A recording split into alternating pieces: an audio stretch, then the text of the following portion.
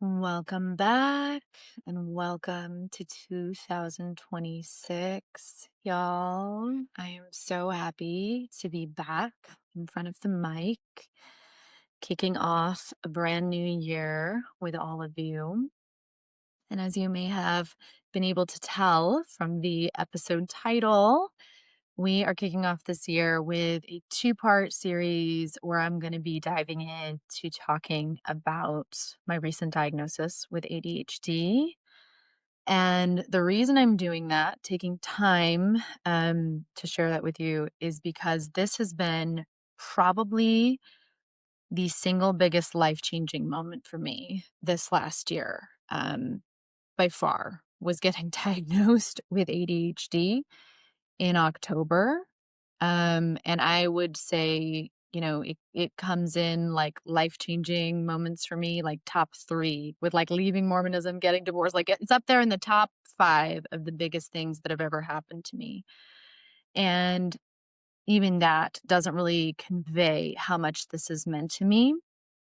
And this is where I definitely don't want those of you that are like, "Oh, well, I don't have ADHD," to tune out or think that this episode isn't for you because just 7 to 8 months ago, I would never have guessed that I had ADHD. It was not on my radar. It was not something I had ever thought about. And yet, so much of the tools I have learned and the journey I've been on for these past 8 years of trying to understand myself, my previous marriage, my romantic relationships, my attachment styles, my regulation in my body, healing my trauma. Like even the CPTSD piece, I now understand that all of those have been undeniably and inextricably connected to my ADHD. And if you have been a longtime listener of mine, or maybe you've just found me, but you're feeling this certain spark in the way I talk or the way I'm explaining things, this might be the very episode that changes everything for you as well. Because since getting my diagnosis, I have been having these beautiful synchronicities where I keep finding out that women I've loved or admired or seen at the gym or met at my children's school end up having ADHD as well. So I've started to think maybe we all have like this magic kind of bat signal or something that we're sending out to each other, or maybe just that beautiful neurodiversity draws us to each other. So I have a hypothesis and a pretty fair suspicion that there may be quite a few of my listeners that are in the same boat I was just 7 or 8 months ago. And why that is absolutely crucial and why I'm devoting so much time on this podcast, 2 full episodes, and this one's going to be really quite long and lengthy, is because, as I'll explain in a little bit more detail, when you go into the self-help work and you dig deeper and deeper and deeper and you keep looking for that answer to explain yourself, to explain the struggles you're having, and you can't find it, as someone who has done that for the last 8 years, and this year, as I'm about to share, really hit a very scary wall of realizing like, oh my God, what is this? Um, and only at that point did I find this answer. You feel a deep responsibility to help other women who might be in the boat behind you make that connection sooner, you know? Make that connection not 8 years down the road after doing multiple other modalities, which have all served me and all made me into an incredible coach, but in many ways gave me huge, huge gaps in my personal life, in my connection to myself, that have only been healing and changing through the diagnosis of ADHD. So that is why these 2 episodes are so incredibly important. I take, in being in the, I'm putting in air quotes, in the self-help, therapeutic space, wanting to help people with their mental health, I want to make sure that I am not giving people tools that over time are just keeping them in these loops, but never really addressing the core issues and making their lives better.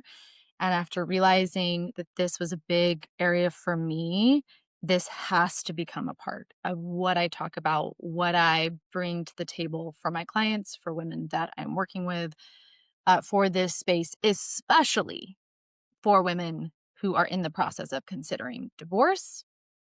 Because as I said earlier, ADHD, I look back now and I'm like, there it is. It's in every little part. It is inextricably connected to all of these different threads throughout my entire life. And if I had known about it, if I'd had support around it, if I'd had people understanding and seeing me through that lens, the outcomes are very different than what I'm about to share with you. But it's so important to take what we've been given with what we have now and then to look back and to help educate those coming behind. So, with that said, I also want to kick off this episode by giving you guys just some beautiful data, okay? If you've never heard about ADHD, if you're like I was 7 to 8 months ago that just thought, you heard ADHD and you thought, okay, those are little boys that are very hyperactive and can't sit still. You have we are just scratching, like that's not even the surface when it comes to women and ADHD. And I really want to provide some compelling data to drive home why listening to this episode and educating yourself, maybe perhaps for yourself, maybe you have ADHD and you don't realize it, but even if you don't, why it is so important that we as women understand what ADHD looks like in women and can help the fellow women in our lives that we love that may be dealing with this hidden before I got diagnosed, it really, in my words, it was a hidden curse. It was something that it was like this black hidden box in my life that I could not find out how to open. I thought it was many different things. Now that I know what it is, I can finally live without feeling like there is this black box in the middle of my room that I'm constantly like unconsciously wondering what is in there.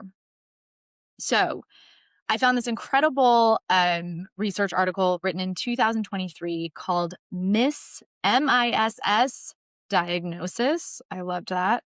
So, Misdiagnosis, a systematic review of ADHD in adult women. Of course, Alex is going to link this in the show notes. But to kick off this two-part episode on ADHD, I want to just give you some of this data straight out of the gate because I want you all to understand what is at risk here, what the realities are for a lot of women that never get diagnosed or never understand that they have ADHD. And to start us off, I want to come out the gate with saying estimates place the amount of women with ADHD that are still undiagnosed from 50% to potentially 80%. So, in the two books that I'm going to be pulling from, they go into this a lot. It's really just another like heartbreaking moment for me this year of like realizing, wow, our medical system in a patriarchal world has really failed us as women. Um, and that is a huge deal in the realm of ADHD because of the following. So I'm just going to go through this list. I'm pulling this directly from that article. So something to understand is that there are several key characteristics specific to the expression of ADHD in women as compared to men.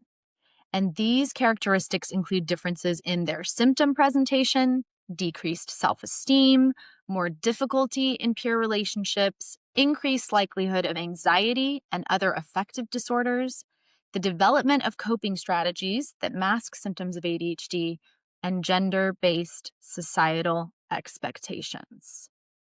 This is super big to understand that we as women who have ADHD present very differently than men. And since ADHD has been studied more in boys and men, we are often overlooked.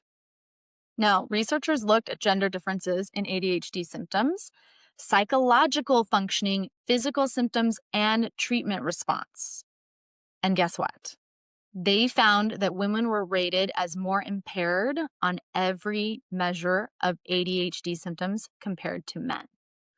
Women were also found to score higher on rating scales for anxiety and depression, as well as experienced greater emotional dysregulation compared to men. And this is huge. Getting my ADHD diagnosis has been so big in understanding the anxiety and the depression that has plagued me throughout my life. And that looking back now, I'm like, why the fuck didn't didn't when I got scanned for, anxiety or depression and those things came up, I just am so shocked now that I see the characteristics of ADHD. I'm like, especially now that I understand it way more and how it presents in women, I'm like, I had all the markers, but nobody ever said, "Hey, you might have ADHD. You seem neurodivergent." Nobody ever brought that up to me. Women with ADHD are also at a higher risk of engaging in risky sexual behavior, unplanned pregnancy, and are more likely to be coerced into having sex than women without ADHD.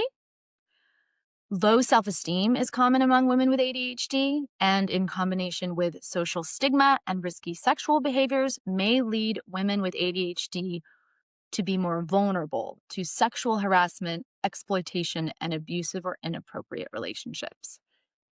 This one, y'all. Reading this research, I was like, so I know that sometime this year I am going to be doing an article over on Substack and a podcast episode talking about sexual coercion within marriage. This was something that came up in the community last year. We did a workshop on it that was just incredible. It was so eye-opening for me. It was really heartbreaking for me. And hearing these data around women specifically with ADHD really drove home for me as well how undiagnosed women with ADHD may be at greater risk for experiencing sexual coercion in their marriages. And then just how important that is if you're going to be going out dating, if you do get divorced, like I did, going out dating afterwards to know that you have, as I'll talk about later, different dopamine receptors, and you may be more prone to taking risks, just the way your brain is created. Additionally, societal and cultural expectations often put the bulk of household and parental duties on women, and the demands placed on mothers often differ from demands placed on fathers. Increased expectations placed on women and mothers may result in increased impairment and anxiety in women with ADHD. Low self esteem in combination with these demands may result in dysfunctional beliefs such as perceived failure, guilt, and feelings of inadequacy. Man, this one, y'all. This, like in one paragraph, they described the absolute torturous reality for me as a woman with ADHD being a stay at home mom. Like, when I read this one, I was like, there it is. There it is right there. So one of the key aspects of ADHD is the way your brain works is not built for executive functioning.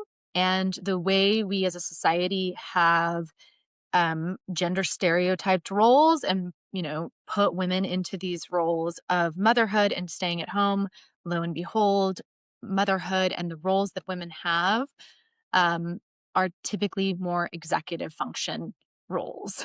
And so you're taking a woman, speaking for myself, with ADHD, where her brain is not particularly good at those things, and you are literally relegating to her only those things. And combined with that, as they were just speaking about, she has low self-esteem already from the ADHD, like, just a perfect storm. It makes so much sense why towards the end of my marriage, towards the end of being a stay-at-home mom for over 10 years, I was at my absolute lowest mental health wise. And one of the things we do when we are undiagnosed with ADHD, we internalize that. We think that there's a problem with us, right? Why can't I do this well? Why don't I enjoy being a mother? Why am I not like other women? Reading this paragraph, I was like, yep, that's what was going on for me. And then when it talked about like the demands resulting in dysfunctional beliefs, such as perceived failure, guilt, and feelings of inadequacy. Oof. How many women out there, how many women that you know and love, friends, maybe a sister, are in this exact situation and have no clue? Now, there's also something I want to talk about with ADHD that's listed in this article called psychiatric comorbidities. So, if you've never heard of this word, let me define it. So, comorbidities are often something that can accompany ADHD. And this happens in both men and women. But some of the more typical ones are depression, anxiety, and substance use. Those can often be seen with ADHD diagnosis. And especially, I think for women, these comorbidities often complicate the assessment of ADHD. And this is where they said, quote, as physicians tend to treat comorbid conditions first and sometimes overlook the diagnosis of ADHD completely. That's what I was saying with like, I'm coming in for depression. Nobody ever checked or thought maybe she might have ADHD as well, which I now that I'm on medication for ADHD realize, wow, try to treat me for depression symptoms without treating the ADHD, you will get nowhere. They go on to say, in one of the studies that they talked about, they said this study found that girls had more visits to a psychiatric care facility prior to ADHD diagnosis, were prescribed non-ADHD medications, such as antidepressants, before and after diagnosis at a higher rate, and were older than boys at their time of referral and at their age of diagnosis for ADHD. They suggest that this difference may be due to the higher burden of emotional problems required for girls to be referred for treatment, and girls are often less noticed by teachers and parents until symptoms are causing significantly more impairment than required for recognition in boys. This data point also just like shook me. 14% of girls with ADHD were prescribed antidepressants before being treated for ADHD, compared to only 5% of boys. This part, I'm like, I just feel that. That is our gender stereotype typed culture of, well, women, it must be depression, instead of considering an ADHD diagnosis. Now, I want to give you a couple more data points, some around life outcomes, and then around how diagnosis can be life-changing for women. So in one of the studies, when the interviewers compared women aged 20 to 39 years with ADHD to women without it, they found that the women with ADHD had twice the prevalence of substance abuse, current smoking, depressive disorders, severe poverty, and childhood physical abuse, as well as triple the prevalence of insomnia, chronic pain, suicidal ideation, childhood sexual abuse, and generalized anxiety disorder compared to women without ADHD. I can totally see myself in these these prevalences. Like, I'm like, if I did not have the tools that I had, and even still, even with the tools I have, this was the year that made me go, whoa, even with the tools I had, without the diagnosis of ADHD, y'all, in some ways that like generalized anxiety disorder, just like always feeling that chronic pain, like that was where I was headed in a lot of ways. And although these outcomes, I mean, I want to share these data points with you guys to start because I want us to take this very seriously. Like, I think a lot of people, at least I'm noticing, not so much in the people that really love me, but in other people, like a dismissiveness around the ADHD diagnosis or a not fully understanding of what this actually means for my life outcomes. And so I'm really hoping to start us off with a strong, solid foundation and like, this is real and it's a really big deal for those of us that have it. Also, this data point was big. Without a diagnosis, women with ADHD often report spending their lives feeling, quote, different, stupid, or lazy, and blaming themselves for their underachievement. Consequently, receiving a diagnosis of ADHD can be instrumental for a woman's self esteem and identity. And this is where I want to finish us off with the data coming out of this article, because one of the most hopeful things that I've been hearing and that I've just been seeing in my own life is that once you have a name for the black box that you've never been able to understand, if it really is ADHD for you, it's like it ripples out through everything else. So they said, quote, many women experience diagnosis as a light bulb moment, giving an external explanation for their struggles and allowing them to accept themselves more fully. Receiving a diagnosis can be a central part of an individual's identity. Individuals suffering from mental illness not only experience symptoms, but also interpret their experience of having a diagnosed condition. Assigning meaning to diagnosis can affect hope and self-esteem, while receiving a diagnosis provides an individual with a model in which to compare themselves and can help them to form their identity. Diagnosis can help an individual make sense of their past and relieve uncertainty. Obviously, I can't speak for all women with ADHD diagnoses. I'm sure it's a very, I know it is a very, very personal experience, and I'm sure it's different depending on, how old you were and what age and the way that people around you reacted to it. But for me, it has been an overwhelmingly positive experience for me. And I do think a lot of that is that I've gotten it at this age in my life where I am surrounded by, supportive people that love me. I'm surrounded. That sounds like there's a ton, but I have Joe, I have Quinn, people that really, it reinforce my trust in myself, want me to have the tools and the resources that I need, and were happy for me getting this diagnosis and could see my relief and were very supportive of me pursuing getting more support, getting on medication. And so I've had a very opening and very supportive experience with it, that has been, in the ways that they have described, life changing for me in being able to make more sense of myself, in being able to start understanding my individual identity differently and in a more connected way. And really, as they said, that when we get a diagnosis, yes, there's a diagnosis. Yes, there's the symptoms that you're experiencing within the diagnosis. But one of the biggest parts is like the way you are interpreting your experience, the way you are building those beliefs around yourself. And this has given me an opportunity to kind of reopen the script on how I think about myself, who I am, my skills, my strengths, my difficulties, and reframe them through a totally new lens. Now, with that shared here at the beginning, and I know that was a lot of data and research, but I really felt that until you guys kind of got to hear and understand some of the real grounded in data costs for those of us with ADHD, it it might not land as beautifully, the pieces that I want to talk about now.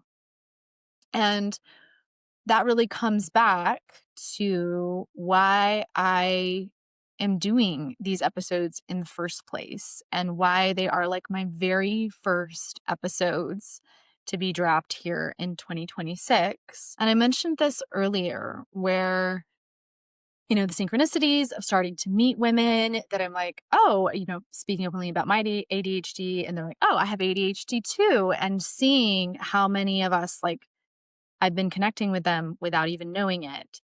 And then feeling a much deeper awareness of how much my work, the work I've been teaching on the podcast, the work I've been doing with my clients, is probably intersecting without me even knowing with quite a bit of women that may potentially also be undiagnosed with ADHD. And that is absolutely crucial, because not only the stuff that I read to you up above, but where I found myself personally landing last year in 2025. So As you guys know, over the last 7 to 8 years of my life, I've been doing really, really deep personal work. It started in 2017 with going to therapy. I've talked about that in depth on the podcast before, and then over the last 7 to 8 years, it's really gone unbroken for me. That just growth mindset, that constantly like looking for more and understanding different things. I read, books after books after books. I've worked with personal coaches. I went and became a coach myself, after those 2.5 years of therapy at the beginning. After I got divorced, I went and became a coach myself. Just constant learning, self improving. I've had medicine journeys. I've done brain spotting with therapists. I've done breath work, all sorts of different modalities, all in this beautiful journey of just expansion and growth and coming to learn and understand myself more and wanting to really live a very remarkable, full life, wanting to at the end of my life know I lived the fullest I could have lived. And to do that, there's been a lot of needing to heal and understand myself and also come to peace with the things that can't be healed, like the CPTSD, and instead learning how to manage those. Now, all of that was, trekking along beautifully over the last, especially 6 years post my divorce. And I feel like it was really all culminating in 2025, which was this year where I finally, in so many ways, I just had a lot of things landing and working out. I had, partnership with my partner, Joe, very securely attached partner. I was getting to heal in the relationship in those ways. I had, started living together at the beginning of 2025. So I was going through life with someone by my side. I had work and a schedule that I deeply love. I make my own schedule. I run my own business. I have an incredible assistant, and all of that was growing this year. So all of that looked beautiful. I had a thriving community that I'd built in 2024 that was expanding. The podcast was doing well. I was experiencing a much more supportive parenting dynamic with my oldest moving to live with his dad and being able to really get my head and my nervous system above water when it comes to that. So, all signs externally were pointing to this being a year where I would surely like feel myself arriving more after those last 6 years of like a lot of deconstructing, letting go, clearing out, as you guys know, with my family of origin, and then with all the clearing out, also building post divorce. And shockingly, y'all, I was really, really painfully aware that that was not the case mental health wise. I was noticing coming through the first half of the year, just having to start being really honest with myself that I was having about once a week, just the best way I can describe it is just a big, like, emotional meltdown, complete overwhelm that could spiral, really, really dark. I was seeing the suicidal ideations coming back from my CPTSD, and none of that was really like tracking with the external, so much of my life prior to that, like it was tracking, okay, we're going through some really big shit. We're leaving Mormonism. We're getting divorced. We're watching our family of origin completely and utterly collapse. We're addressing repressed memories. We're dealing with admitting we've had, sexual abuse in our childhood. But this year, it was like, whoa, this excruciating overwhelm and internal collapse that was happening about once a week. And then the reverberations of that with the amount of shame and confusion and just like despair and depression that was coming back because here I am, 6 years post divorce, everything, a lot of the things in my life are looking really great. And yet, what is this? And that's what I mean by like, that's the black box. And this very scary belief, like, okay, there must be something really, really wrong with me that this is still here. And even, I had this thought a couple years post divorce. I'd had a conversation with my ex-husband where he had implied kind of, given his version of the story, which was this idea that, you're just never going to be happy, Britta. You're always trying something different. And he kind of painted me in his own way as leaving our marriage because it was a me problem, and always looking for something different, and that was something that I would never escape. And that I remember him telling me that, and I remember that coming back up last year, and this like, ooh, kind of feeling, right? Of like, oh my God, that thought, his version of the story, really, really, really, really scary version of reality. I understand his need for that story. Everybody gets to have their own stories, but for me, having that come back up and thinking, oh my God, is he right? Is that really this? Is it really going to be that I'm just never going to land? I'm never going to feel safe and satisfied and okay. Very, very scary. And I share that story too, because this is one of the things that I'll talk about later with ADHD that is commonly done to those of us with ADHD, where other people who don't understand our ADHD aspects, which I will talk in the list later about how the way dopamine works in my brain leads me to be very like, I do tend to be driven by a lot of like that newness and spontaneity. And instead of that being something shameful or something that will ultimately lead to me never being able to escape or be happy with my life, um, I get to reframe that. But people in your life who don't understand that that's how your brain works, they can end up labeling you in these negative ways or putting a story on you that paints you in this light that can be very disempowering for your life. So, at the time that all of this was happening, all of this was coming up, I even was like, whoa, maybe this is just, CPTSD related. But as I've learned a lot about CPTSD over the last 2 years, I was like, no, that is not tracking. Because as Pete Walker talks about in the CPTSD book, as you learn more about CPTSD, as you communicate with your close friends, the people in your life that know you have it, and you support yourself intentionally with creating safer environments and only having, safe, non-triggering individuals in your close connected circles, CPTSD improves and you will see less triggers, which I had been experiencing over time. So I knew, I was like, I don't think this is CPTSD then, because I have the external support. I've built a lot of the internal support. And yet I'm still continuing to lose stability, nervous system, safety regulation internally. And I'm not sure exactly why.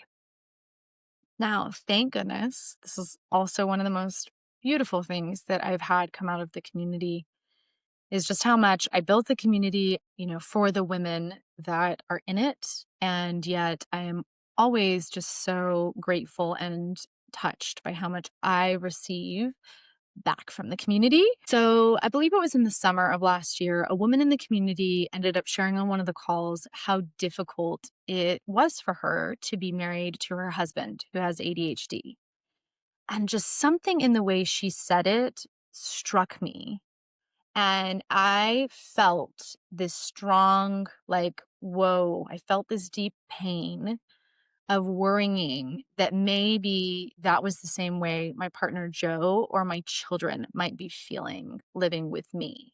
I just, in the way she was discussing it, I thought, oh, I wonder if that's what they feel like when I get, dysregulated and I have these huge emotional breakdowns and I can't function. And honestly, y'all, looking back to last year, I'm not even sure what it was exactly that was leading to where I found myself that summer. I've thought about it and I'm like, I'm not sure, it might have been, I do think some of it's perimenopause related. They'll talk about how hormonal changes really exacerbate your ADHD. There's a lot of women that don't get diagnosed with ADHD until they start going through perimenopause. I had my middle son, moving into a process of individuating with middle school, which I'll talk about later, the rejection sensitive dysphoria that can be a part of ADHD or a comorbidity of it. That could have been a part of it. And also just like the massive WTF that 2025 was for many of us here in the US with the political climate and the incessant change all around. Like, that is very difficult, I realize now, for an ADHD brain. And um, especially in our small town, we've just been watching so much change. Everything is getting developed. And that's just been really, really like emotionally difficult for me. So I think it was all of those factors kind of combining. Maybe it was one of them. I'm not exactly sure. But regardless, just like it had for me 8 years ago when I went to therapy because I was ashamed of how my outbursts and anger were affecting my children, it was the same case here. I scheduled an appointment with a psychiatrist to go in and talk to her about this because of that feeling of like, fuck, is something that I am not managing or supporting in myself, placing a burden on my partner and my children. And yeah, that was the moment where I got to go in, and that was what led to my diagnosis in October. And ultimately, this whole different way of understanding myself, my neurodiversity, and my unique brain based strengths and challenges. I love the way they talk about that in those books. That's how I'm thinking of it more. I have unique brain based strengths and challenges. So I share that personal story to really bring you guys to the heart of why I'm sharing these episodes and to kind of give you a behind the scenes of what this process has looked like for me personally. And as I've noticed, just since October with that diagnosis, I've been on medication for about 3 to 4 months now. It is definitely having a like massive ripples out through how I'm viewing myself, how I'm supporting my clients. I will talk about this later, that medication is really, really different for everyone, but this for me has been a piece that is like making the biggest impact on supporting my mental health. And of course, I work deeply with women in my community, with women in my one-on-one coaching that are looking for help often with mental health. So it's why this piece has to be a huge part of my conversation going forward, especially for those of you that listen to me and are like, you just say things in a certain way, or you just describe exactly how I feel. If you feel that way, this may be something to look in for look into for you. Okay, so we are almost to the juiciest part of this episode. I'm also trying to take my time more when I'm recording, slowing down my voice. But before I get to the list and I start getting into all of the beautiful different traits that I've seen, I really just kind of pulled from the lists in these two books that I've been using for this episode. I want to just outline for you all the 4 goals that I have for this 2-part series. Now that I've given you kind of invested you guys, hopefully, in my story, what it's been like to get here, in the data around women that are undiagnosed with ADHD, women that have ADHD. Now I want to drive home the 4 goals that I hope we'll be able to accomplish together in these 2 episodes this week and next week. So, in today's episode, part 1, I want to convey my first and second goals, which are ultimately going to unfold together. And the first one is going to be to discuss ADHD with you through my personal lens, and hopefully in a way that makes it much more accessible to other women like me. I found it very, very difficult when researching ADHD before I got my diagnosis to understand what it was. I have had the gift of having studied myself for many, many years, understanding my ins and outs, and then to go on medication and see the changes. I was able to be like, oh, this is the ADHD parts. These are the parts that come from my ADHD. And I think that's an incredible, incredible resource that I really want to share with you all. And in tandem with that, I'm going to be doing my second goal, which is talking about those specific changes that I've seen since getting on the medication. And the next week, I will dig into my third goal, which will be really starting to illuminate the connections I've been making with my ADHD and all sorts. It feels like a web for me now that my ADHD just makes so much more sense within, such as like the role ADHD played in my childhood, discussing what I believe was my mother's undiagnosed ADHD, and that I believe that was a huge driver behind the abuse that I suffered from her as a child, how undiagnosed ADHD, I think, definitely has very strong links to the failure of my previous marriage. Some of my very particular difficulties with motherhood, I think, are very ADHD based. So there's so much of that I think, seeing myself now, seeing the differences that I've been on with medication and without, it cannot be understated to me just how much like this is a totally world changing view for me. And I want you guys to feel that ripple back through the things you know about my history, about the things I've talked about, especially because for many of you, I've heard through the podcast, you relate to different aspects. And I think it's important to not only get the diagnosis, but then to make the connections outward from that. And then the fourth goal that we'll finish up in next week as well, we'll be talking about how empowering it has honestly been for me to have this diagnosis and to be able to see myself and the traits that I have, not only the challenges that come from ADHD, but the aspects of me that really, for me personally, feel like my superpowers and come directly from my ADHD. And I know not everyone likes this word. I'm going to share a podcast episode with you a little later where she's not a big fan of that word. But for me, that word actually, at this point in my life, with the way my diagnosis has come in, it lands perfectly for some of the things about me that I realize now.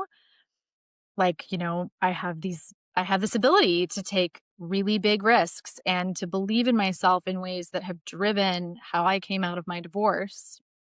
Um, and even seeing like how my brain works on my 90-minute get unstuck and empowered sessions, I'm like, oh, that's an ADHD superpower, what I'm doing there with you on those calls. I have my brain can just consume and hold a lot of information in that moment and find very creative ways to problem solve and do this just magic that I now recognize. I'm like, yep, that's part of my beautiful ADHD brain.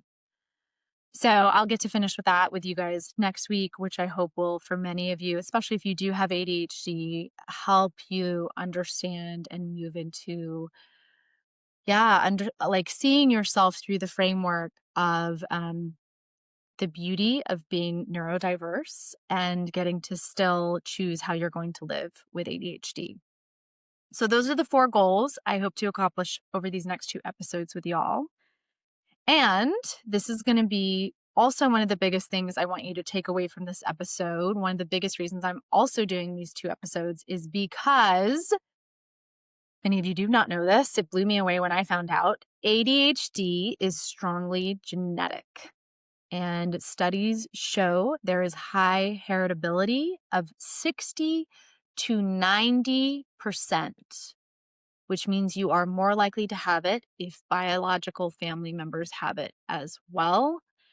And learning that, in fact, that was another big reason why I actually went and got my, you know, diagnosis of ADHD. I was able to get on medication even without it because I am on a non-stimulant medication for ADHD. So I don't have to have a ADHD diagnosis to have what I am taking. But I actually went and pursued a full diagnosis specifically because when I found this out, I knew if anybody's going to learn about this, if anybody's going to become educated and be able to help other people in my family that may know about that may have this, it's going to be me. And to do that, I have to have an actual diagnosis and be able to say, like, yeah, this is a real thing, because there is stigma and there is disbelief in families. So that is a huge piece of understanding, like, why the knowledge I'm sharing with you on these 2 episodes is so massive. Because if you do happen to ADHD, there is a 60 to 90% chance that someone else that you love does as well. That may be a child, that may be a sibling, that may be your parent.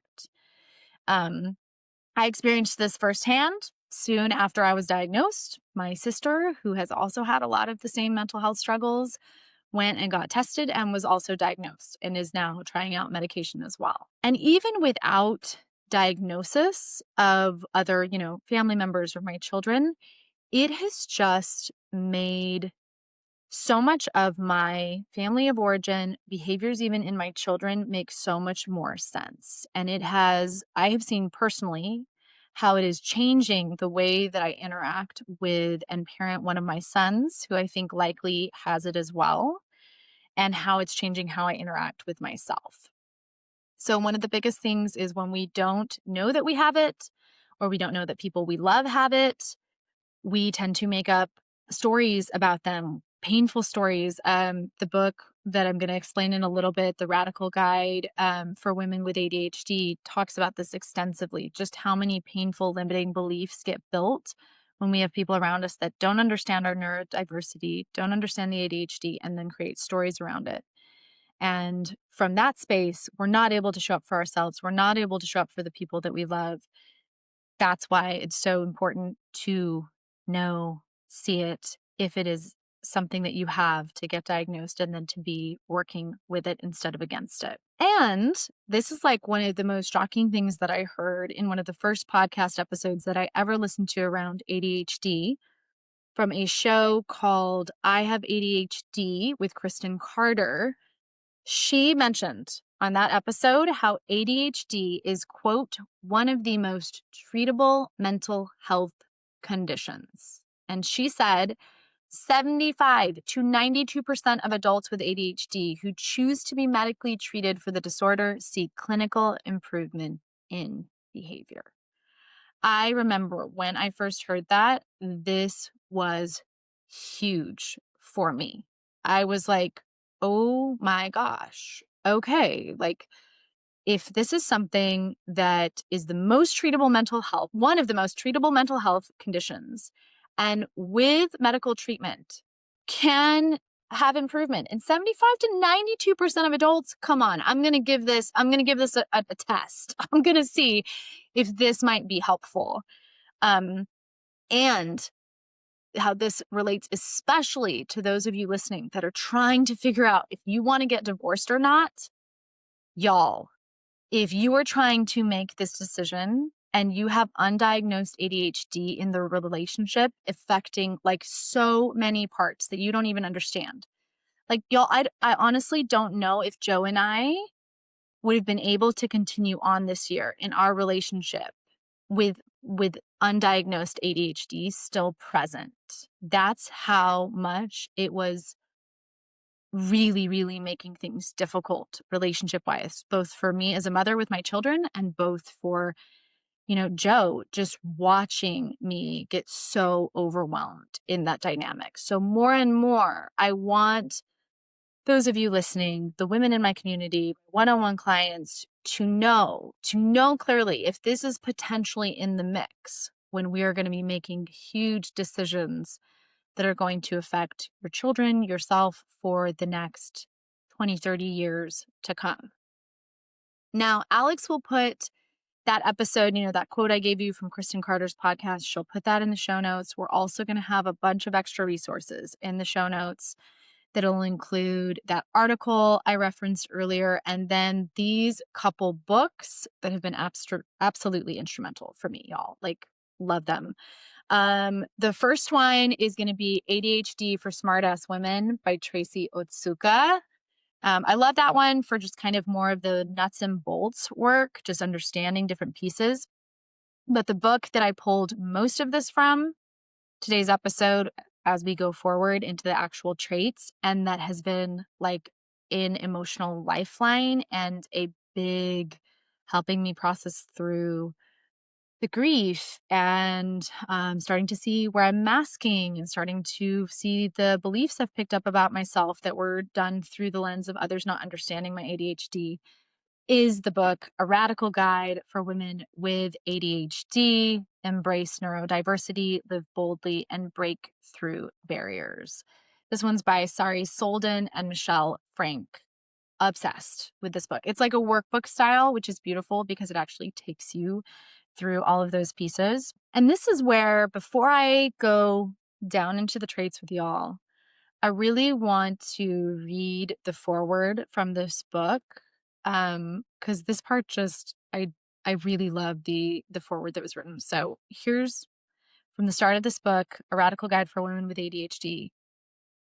She says, in 1995, I was waiting in line to attend a talk at a conference organized by children and adults with attention deficit hyperactivity disorder. I noticed that the woman in front of me held a book titled Women with Attention Deficit Disorder. At a time when the neuropsychiatric community regularly rejected that girls were capable of being diagnosed with ADHD, let alone women, I couldn't believe my good fortune. I said to her, whoever wrote that book is a genius. And she replied, I wrote it. That was my introduction to Sari Solden. Why I wanted to give you guys that forward and a couple more data points before we go into the traits, because I want to drive home again that what I am talking about, what I am sharing on this podcast episode from like my perspective of the way I experience ADHD as a woman is still relatively recent. Like, let that sink in. 1995. That's when that was happening. I was 7 years old by then. Like, letting that sink in for me and realizing I literally pretty much had like no shot of getting diagnosed as a child. And not only, okay, so you may think, well, that was way back in 1995, but the medical community has still not caught up. And this was a data point I wanted to share with you from the previous article that I was quoting at the very, very beginning of this episode. They say, for many women, the process of receiving a diagnosis and treatment for ADHD is not straightforward. Many women begin the process of getting a diagnosis after their child has been diagnosed with ADHD, while others may begin this process by seeking treatment for other comorbid conditions. Many women also self-diagnose as having ADHD. The self-identification is another important way in which women come to identify as having ADHD. For many women, ADHD falls under the category of illnesses you have to fight to get. Women often feel they need to prove symptoms for a physician to take them seriously and consider a diagnosis of ADHD. And I really wanted this here because this is something that I felt firsthand going into my own journey with meeting with a psychiatrist, where I genuinely felt the fear of not being taken seriously. Like, I had started to research, I had started to read, and I was really noticing how much a lot of what I figured would be their criteria, I was like, it's not going to fit me. This is not how I relate to this. This is not the things I'm struggling with. You'll often read the diagnostic criteria and you're like, this is not, I don't have ADHD. But some part of me intuitively was like, I really think I do. I was one of those people who had self-diagnosed as having ADHD. I just didn't have the formal diagnosis. And thankfully, I'd read enough to know that the medical community is behind on this. And so I was very intentional. And this is something I want to recommend for all of you. If you are curious about having ADHD, I know you can do it with like your family doctor. You can do it with a psychiatrist. More and more, I'm realizing just the importance of who does the diagnosis, who you are going to, who's going to be tracking your medication. And for me, I'm really, really grateful that I specifically researched. I was like, I am going to make sure that I have somebody who is a badass.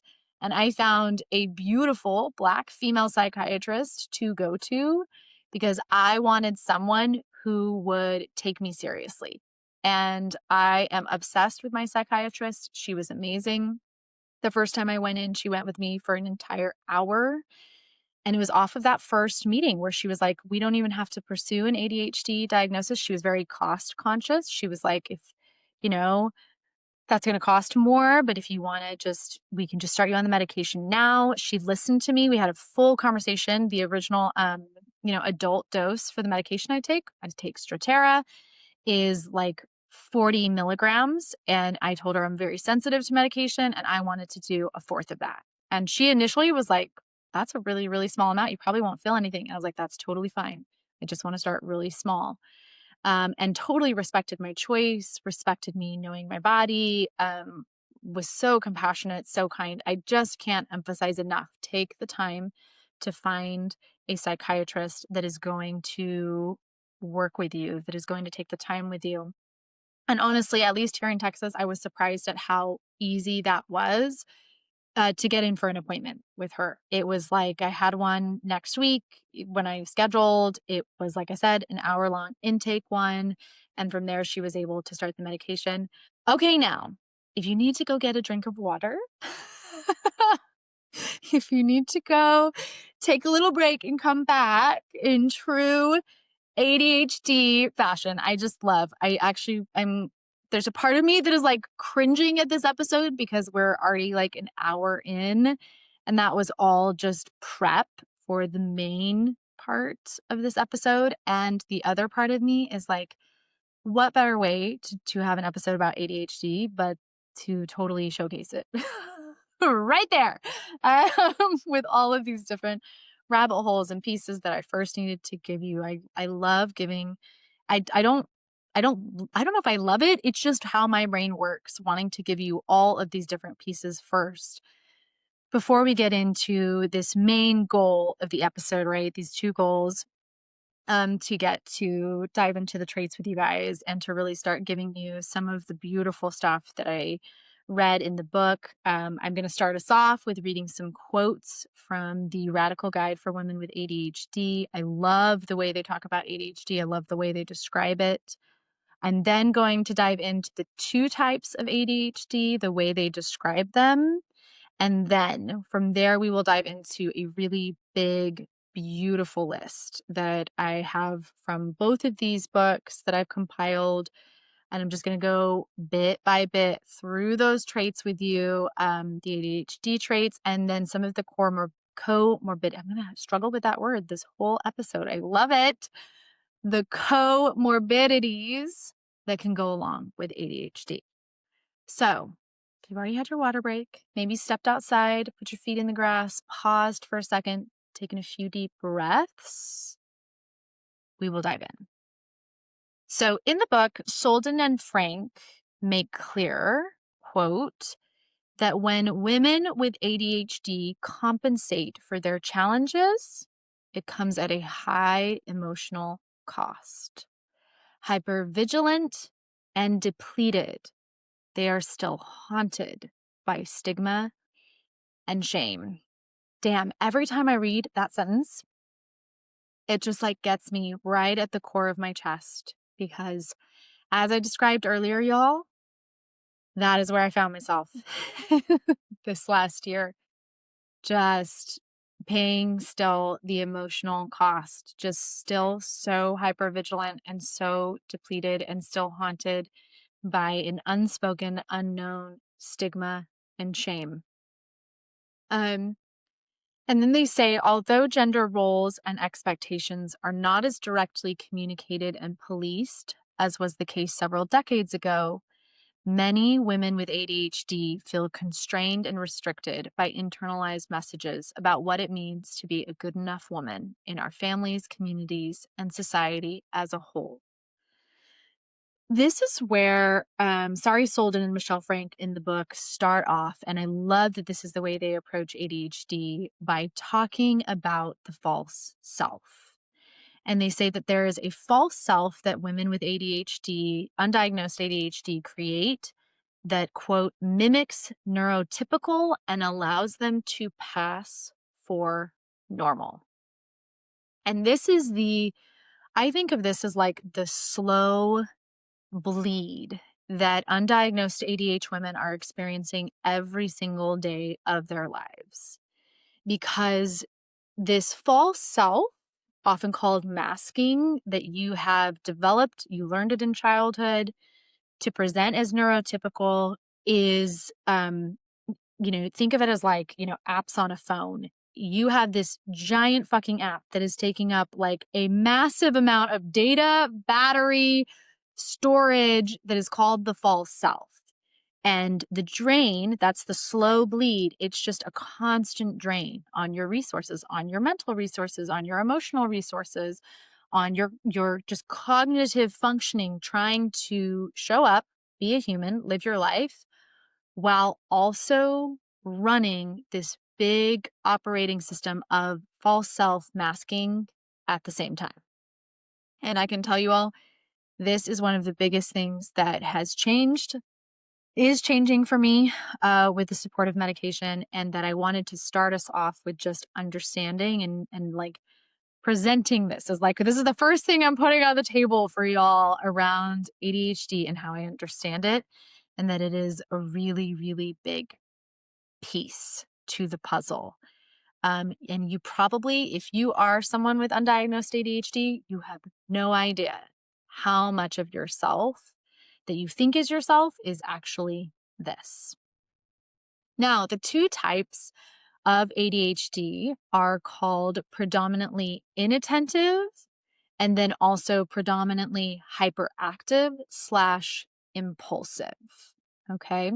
So most men get diagnosed with the second one, the hyperactive impulsive, and women are more commonly diagnosed with the inattentive. So the inattentive is often characterized as having great difficulty. Before I go deep into this, I want you to notice if any of these might resonate for you as I read this list. So inattentive ADHD is often characterized by great difficulty getting going or activating to do things, even when you want to do them or you know you need to. Disorganization, forgetfulness, distractibility, zoning out, misperceptions of time, and emotional dysregulation. The second type of ADHD, the hyperactive impulsive, shows up more as hyperarousal and trouble putting on the brakes. You have difficulty sitting still, waiting in line, holding back on your impulses to act and speak. Fidgetiness, feeling a constant need to be on the go or having an inner sense of restlessness. Struggling with impulsivity and then tending to have negative experiences and consequences from those uninhibited behaviors, making hasty comments and rash decision making. And if you're like me, you can have a combined presentation. So that means I show up with both. I have some of the inattentive ADHD and I have some of the hyperactive impulsive ADHD. So, some of the things we'll go through the list in more depth, but right off the bat, some of the things I resonate with is difficulty getting going or activating. I really struggle doing things, even when I know I need to do them or want to, unless I have like a big dopamine hit to get me do it. Forgetfulness, distractibility, misperception of time is huge. I will tell Joe, like, okay, I'm going to go work on this. It'll be about an hour or two. 5 hours later, I walk out and like, where are we? Emotional dysregulation. And then, those were all my more inattentive. And then in my more hyperactive, I definitely have times where I feel like I constantly need to be moving. Inner restlessness is a big part, being overly talkative. I can have moments where I'm very prone to interrupting conversations, not necessarily around people I don't know well, but especially with people I know well, especially Joe. I think it's because I feel so safe with him. Making impulsive decisions, and then just like the mental hyperactivity for me. Now, they say, quote, "What most people know about ADHD is only a small pixel of the big picture. ADHD isn't necessarily a deficit of attention so much as a problem regulating various aspects of cognition, emotion, and behavior." Notice that. Let me repeat that for y'all, because we have all been trained to think it is a deficit of attention, that hyperactivity in young boys in school. But they say ADHD isn't necessarily a deficit of attention so much as a problem regulating various aspects of cognition, emotion, and behavior. It also doesn't necessarily mean someone is hyper. So, what is it? ADHD is a lifelong neurobehavioral genetic syndrome that leads to structural, chemical, communication, and arousal differences in the brain that subsequently impact what is called the executive functioning system of the brain. I resonate so much, and hopefully you will too as we go through this next list. That may not make a ton of sense now, but as I go through and start explaining what these traits are, and at least for me, in getting an ADHD diagnosis, I'm like, yes, that as a woman, that is my ADHD diagnosis. I do not relate to the more stereotypical ideas around ADHD at all. And I've actually had some confrontations with people around, them being like, you don't have ADHD. And I'm like, you don't understand ADHD. Do not tell me what I do not have when you are not educated around what it actually is.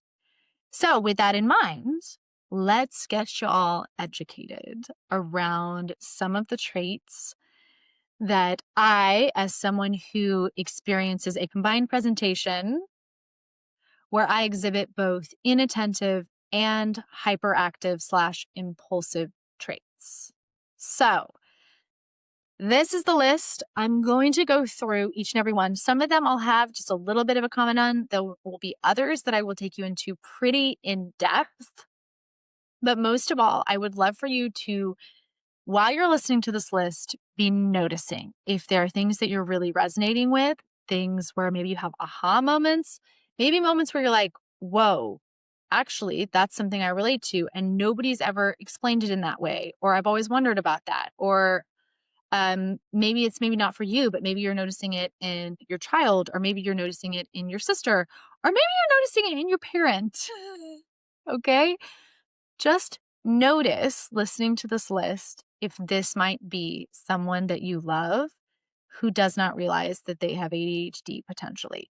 And if it's a parent, if it's a partner, you may want to be gentle. I think, coming to an ADHD diagnosis, going and seeking diagnosis is such a personal decision. But even if they are not diagnosed, you can still be understanding this and reframing the way you are thinking about them. I've been seeing that most heavily with, like I said, my son that is not diagnosed, but who I see a lot of these hyperactive impulsive behaviors in, and just watching how I am thinking about his behavior, not categorizing it as, dismissive or rude, and realizing like that might very well be his ADHD, his undiagnosed ADHD brain doing that. To kick off our list, we have got forgetfulness. So, forgetfulness is often, I think they listed it in like the inattentive part. Forgetfulness for me is definitely an aspect of my ADHD, for sure.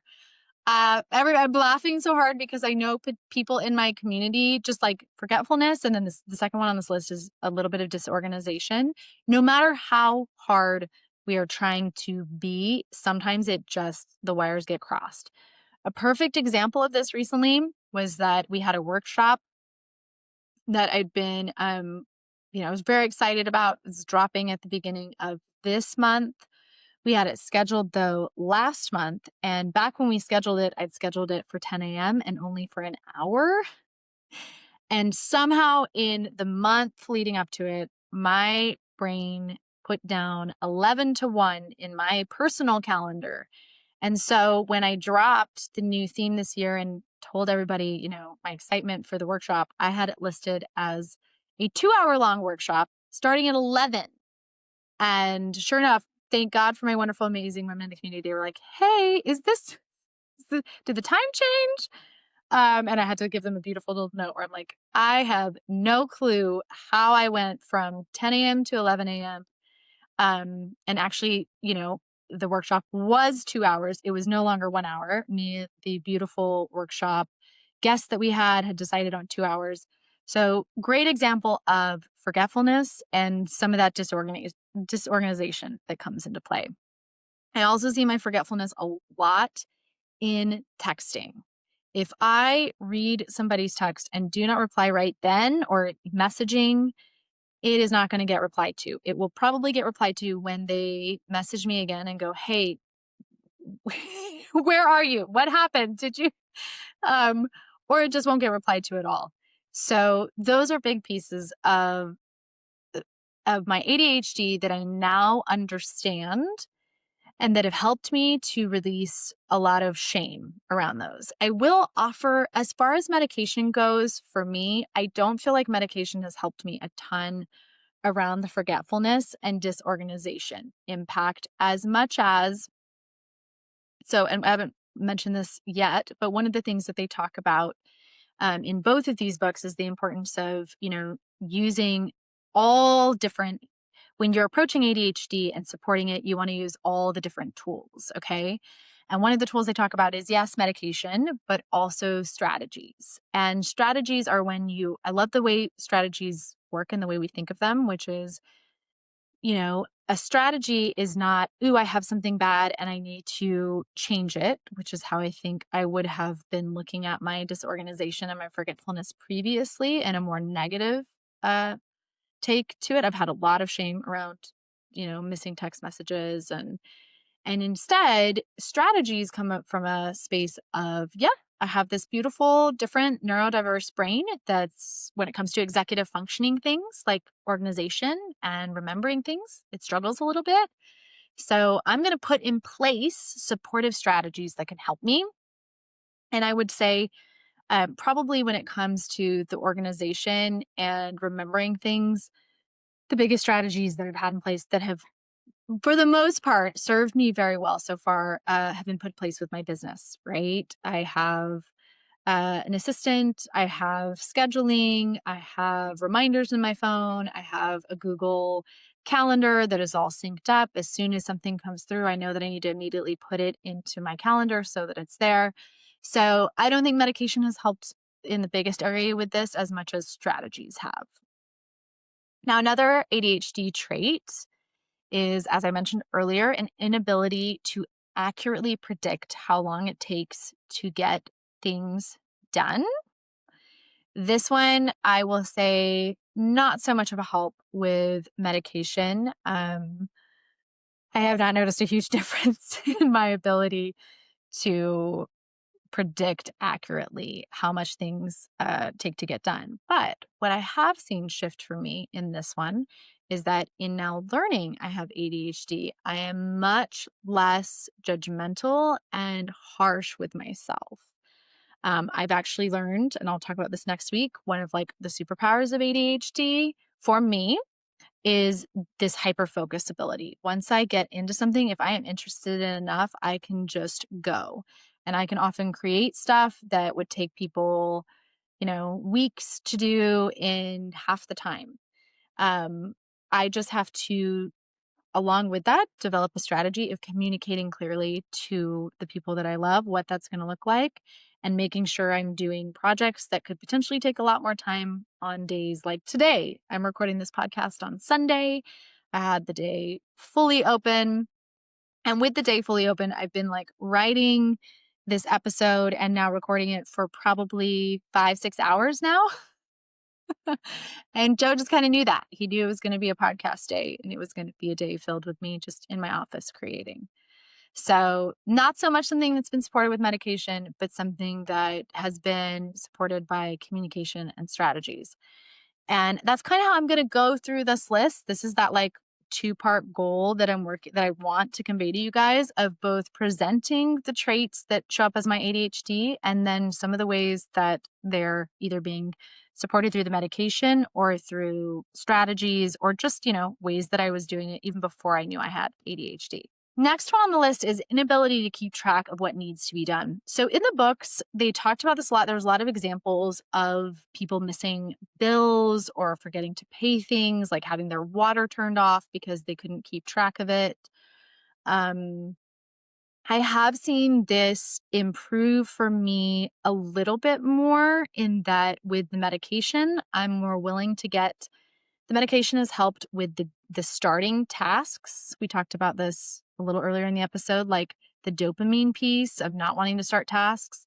And so you can see kind of how they can all like layer and kind of spiral out if you struggle being able to keep track of what needs to be done. And then when you don't really want to get started on what needs to be done because it's difficult because of the ADHD, those two kind of can spiral and create these problems, right? Of like people in Tracy Otsuka's book talking about having their like power turned off because they forgot to do their bills and they didn't want to do their bills. And so they avoided the bills.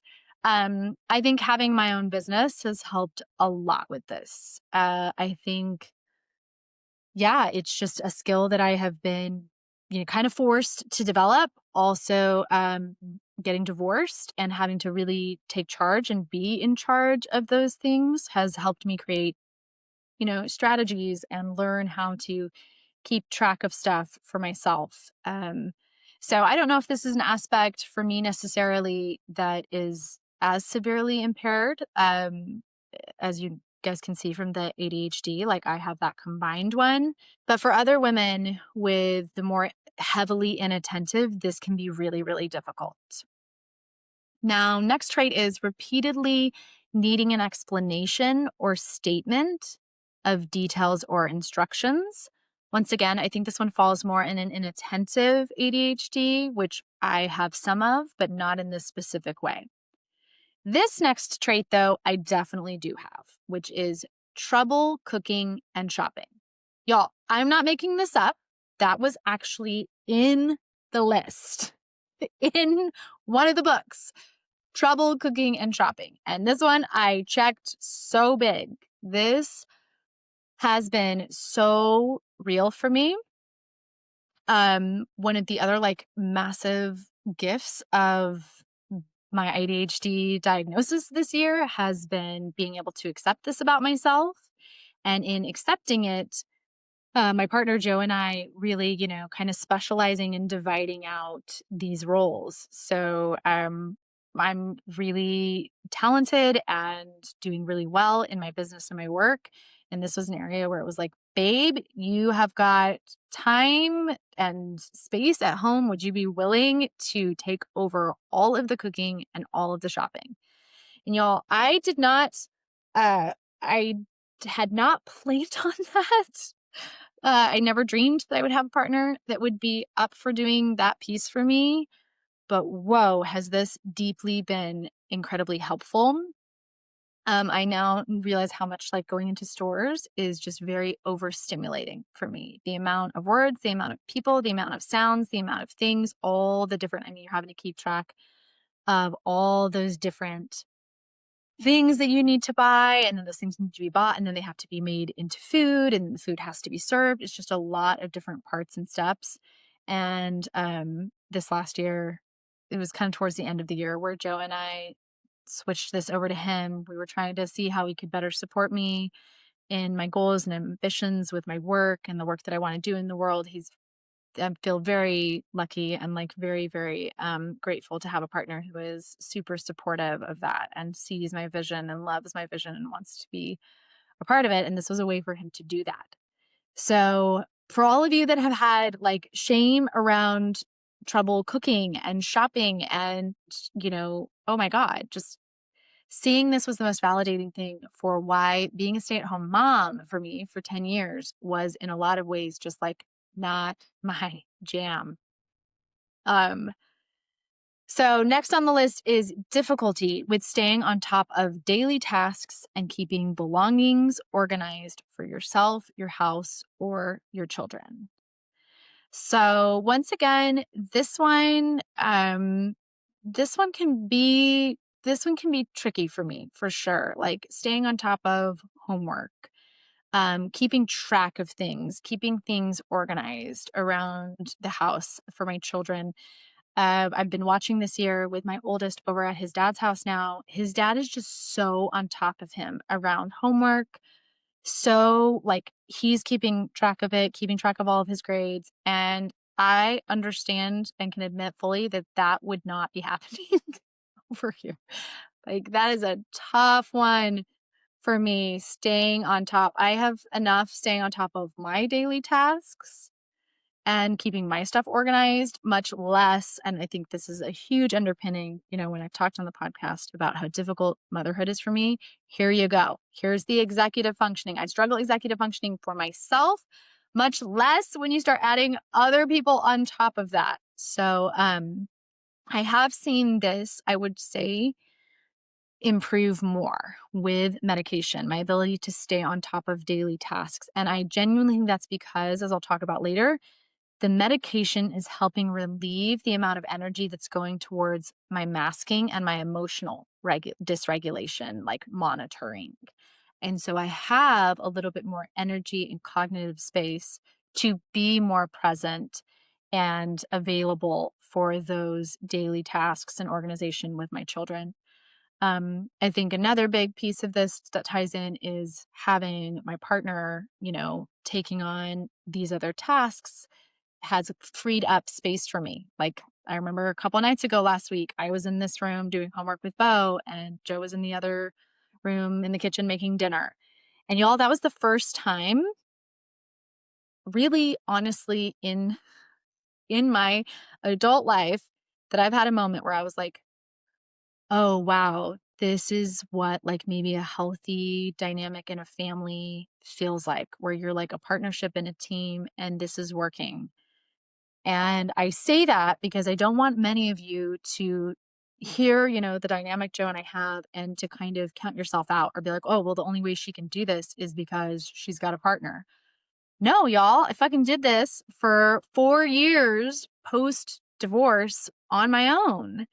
And yes, it was hard in a lot of ways, but it was infinitely, not infinitely, measurably easier in a lot of ways for me personally than what I was doing when I was stuck in my stay at home, heavily, stereotypically gendered Mormon housewife role married to my ex husband.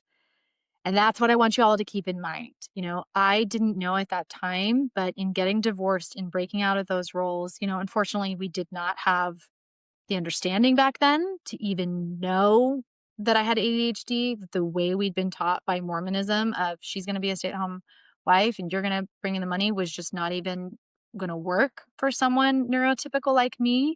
That wasn't even in our radar, right? It makes me think so much of when I did my Bialik's podcast and her partner was like, well, why didn't you guys, think of you going to work or having a career? And I was like, I explained so beautifully to him, like, you can't expect someone who's never been out of that reality to somehow realize that another reality is possible. That just wasn't the case.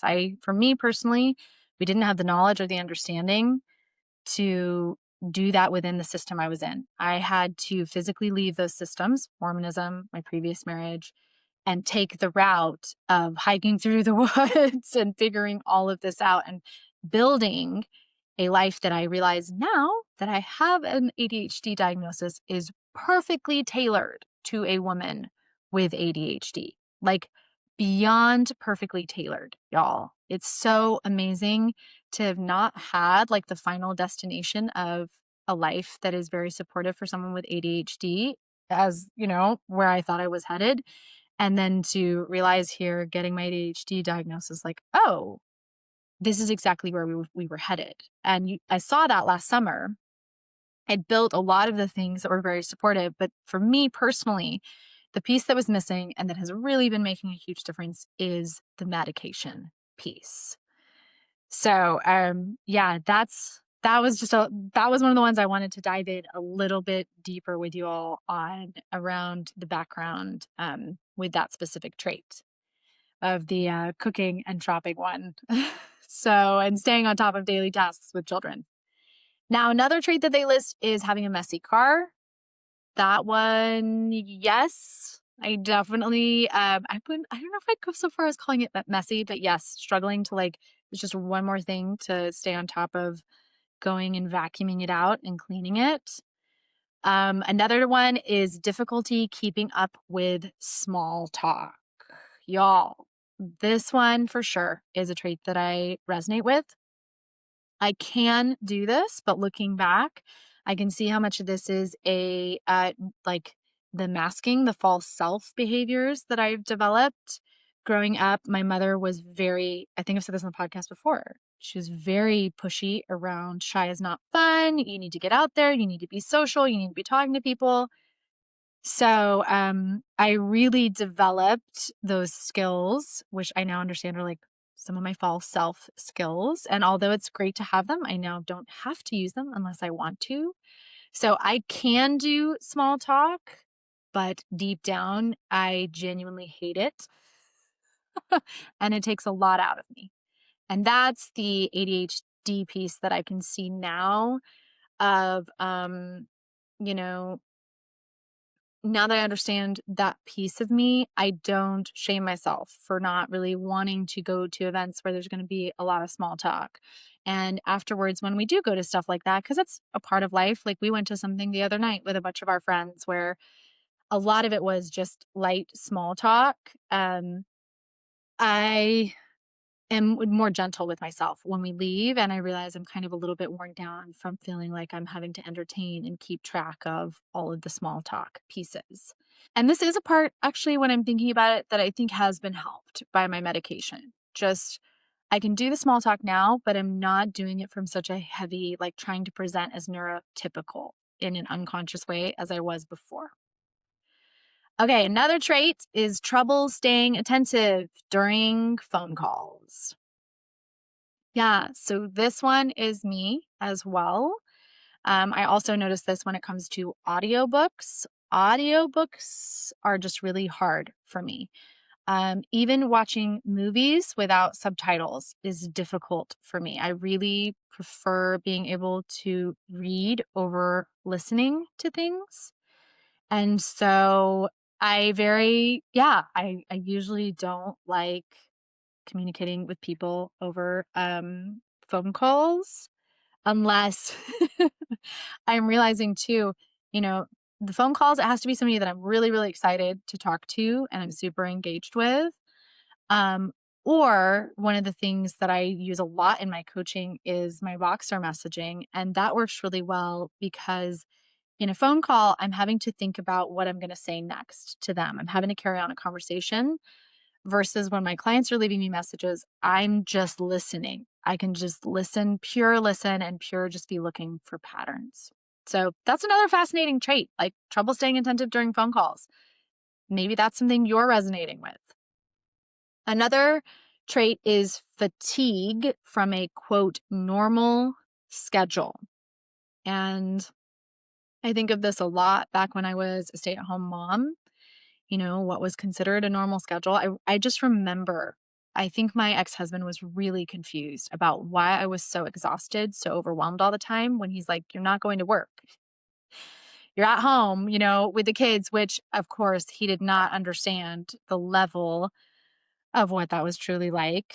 But normal schedule really fatiguing for me for sure. Just trying to manage all the things that a lot of other neurotypical people would just consider part of your daily life. This for me has been a lot better with medication. I feel like I'm more able to do just the daily ins and outs and not feel as completely drained and wiped out. Like I said, last summer, I was literally having probably once a week just a full blown, like, oh my God, tapping out. I would even have a day where it would feel like my brain would just be completely off the rails and I would just be spiraling all day and just trying to get my brain back.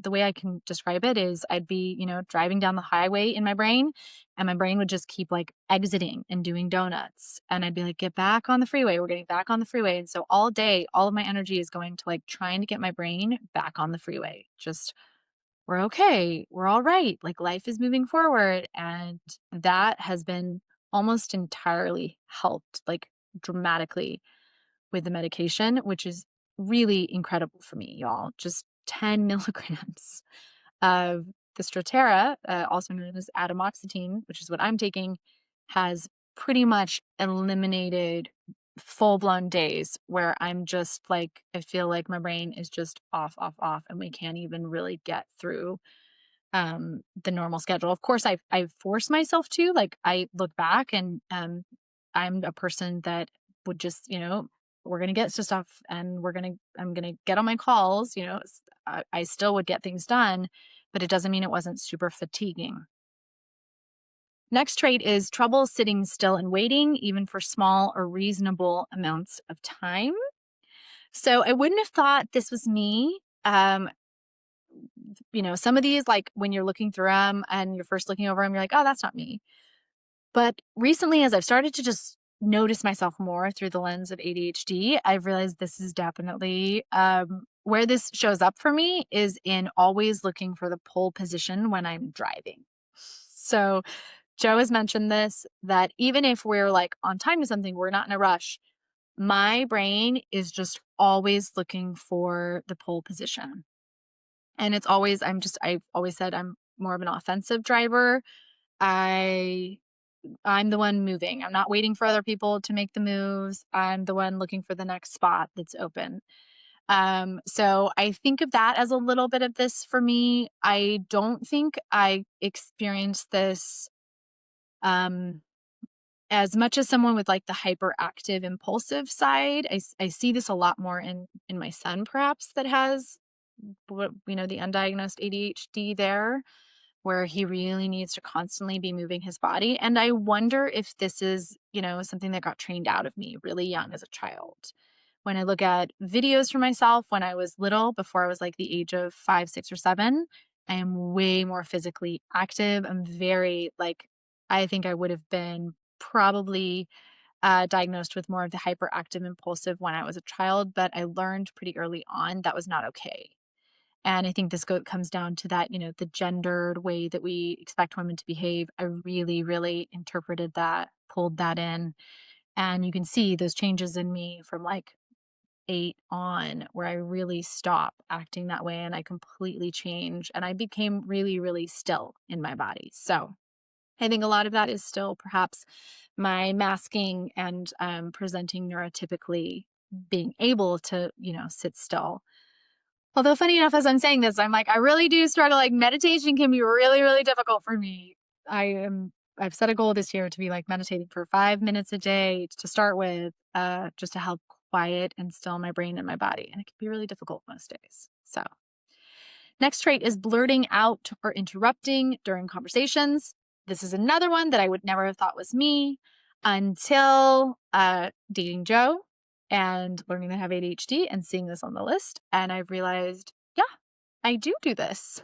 I do this. Um, I think on one of the other lists, it was read as being like loud, hyperactive, easily distracted. And initially I was like, no, that's not me. And then I thought of who I am when I'm around Joe. And I definitely present, I think, in a much more unmasked, uh, ADHD safe way. And I have told Joe, I'm like, yeah, I remember reading it and turning into him and being like, what? Easily distracted, hyperactive, like interrupting? That's not me. And we totally laughed because between us and our relationship, that is definitely a lot more of what I'm like.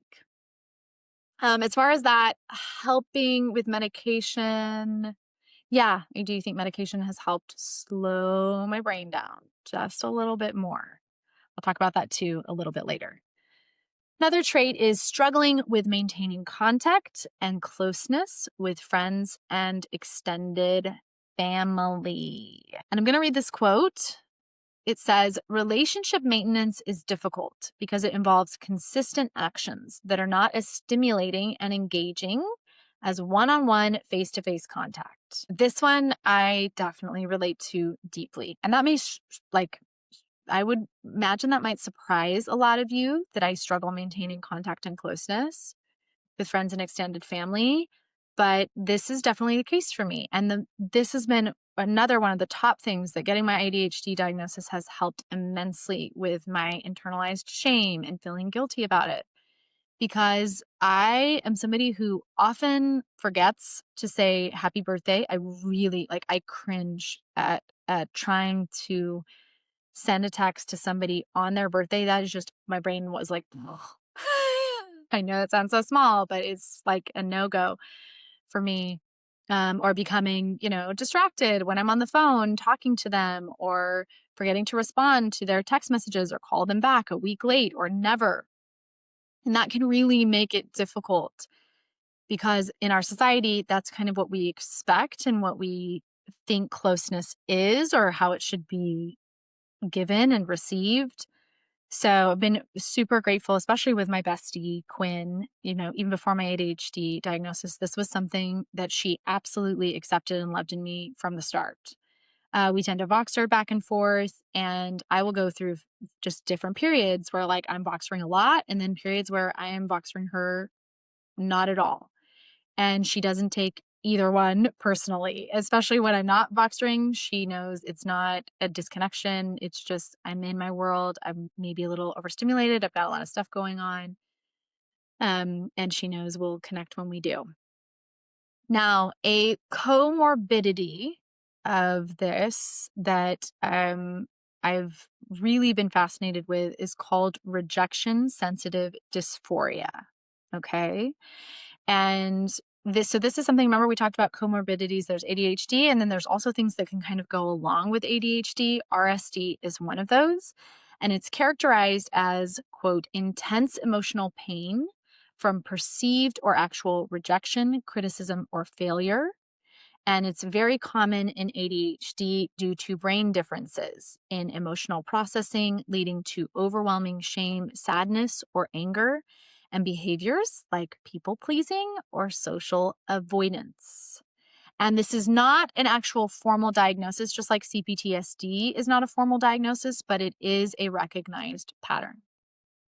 Now, y'all, listening to that, right?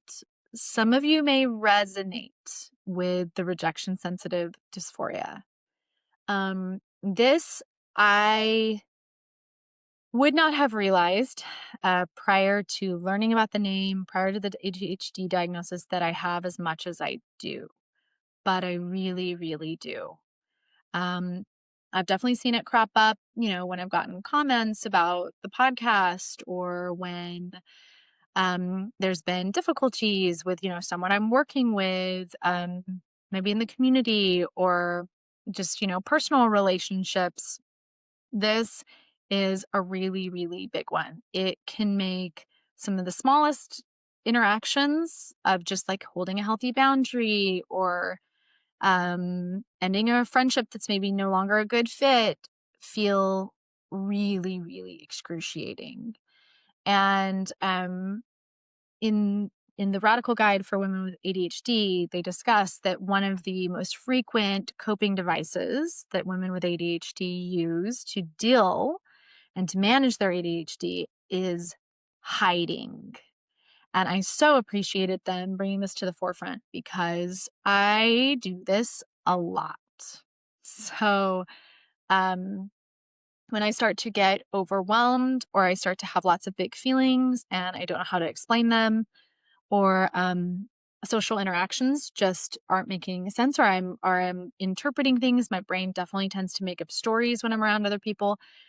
My go-to is to, I've called it hermiting in the past, but it's hiding. It's pulling away and needing to um honestly, it's a hiding technique because it's like, I don't really know what's going on here. When they talk about like the perceived or actual rejection, that's a big piece of it. I perceive a lot of rejection that's not actually happening. One of the biggest things I've started really having to do in my relationship with Joe and I, we're coming up on 2 years now.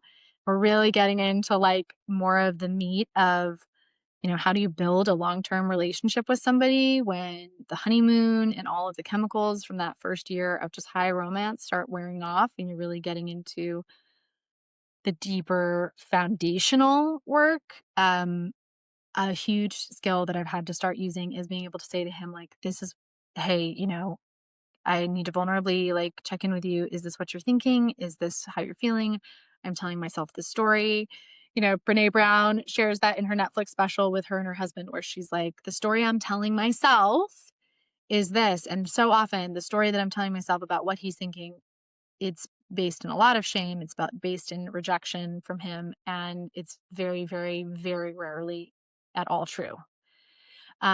So one of the things I'm learning and that I think is very helpful, I'm able to learn more how to not hide, how to handle things more upfront and quickly because I am in safe environments, because I have specifically built my life in a way where, going back to our episodes on, individuals that present more narcissistically, that's just not a fit for me with my now that I know with my rejection sensitive dysphoria, it's not a fit for me to have individuals around that are going to specifically, take what I'm doing and twist it or need me to be something different than I am to make them feel good.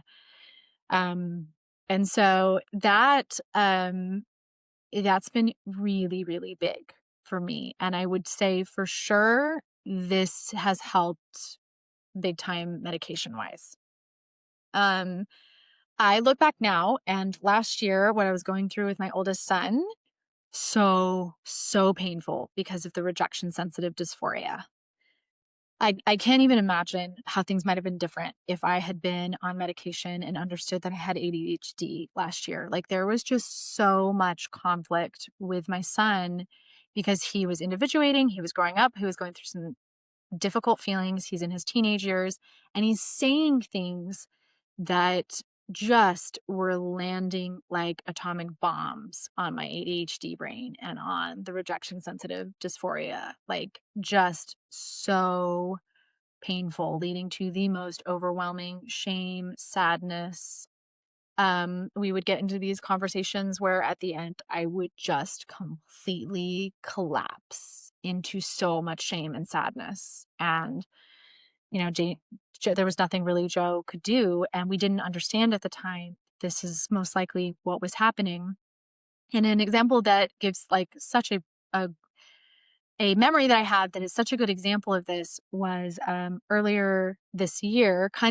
We went into kind of a similar thing. My middle son just started middle school. I noticed with middle school there is a lot of like worry about what everybody else thinks, and there's a lot of wanting, that it's like they hold it all in at school all day, and then they come home and they let it out on you. And I remember him saying something that had just really, really stung, and my mother-in-law at the time kind of made this comment where she's like, well, yeah, that's how teenagers are. And you need to just like let it roll off of you. Like, of course he doesn't mean it. They're just going through their own thing. And I remember thinking to myself, like, why can't I let it just not impact me? Why can't I just, similar to kind of how she was feeling or how my ex-husband's able to handle it.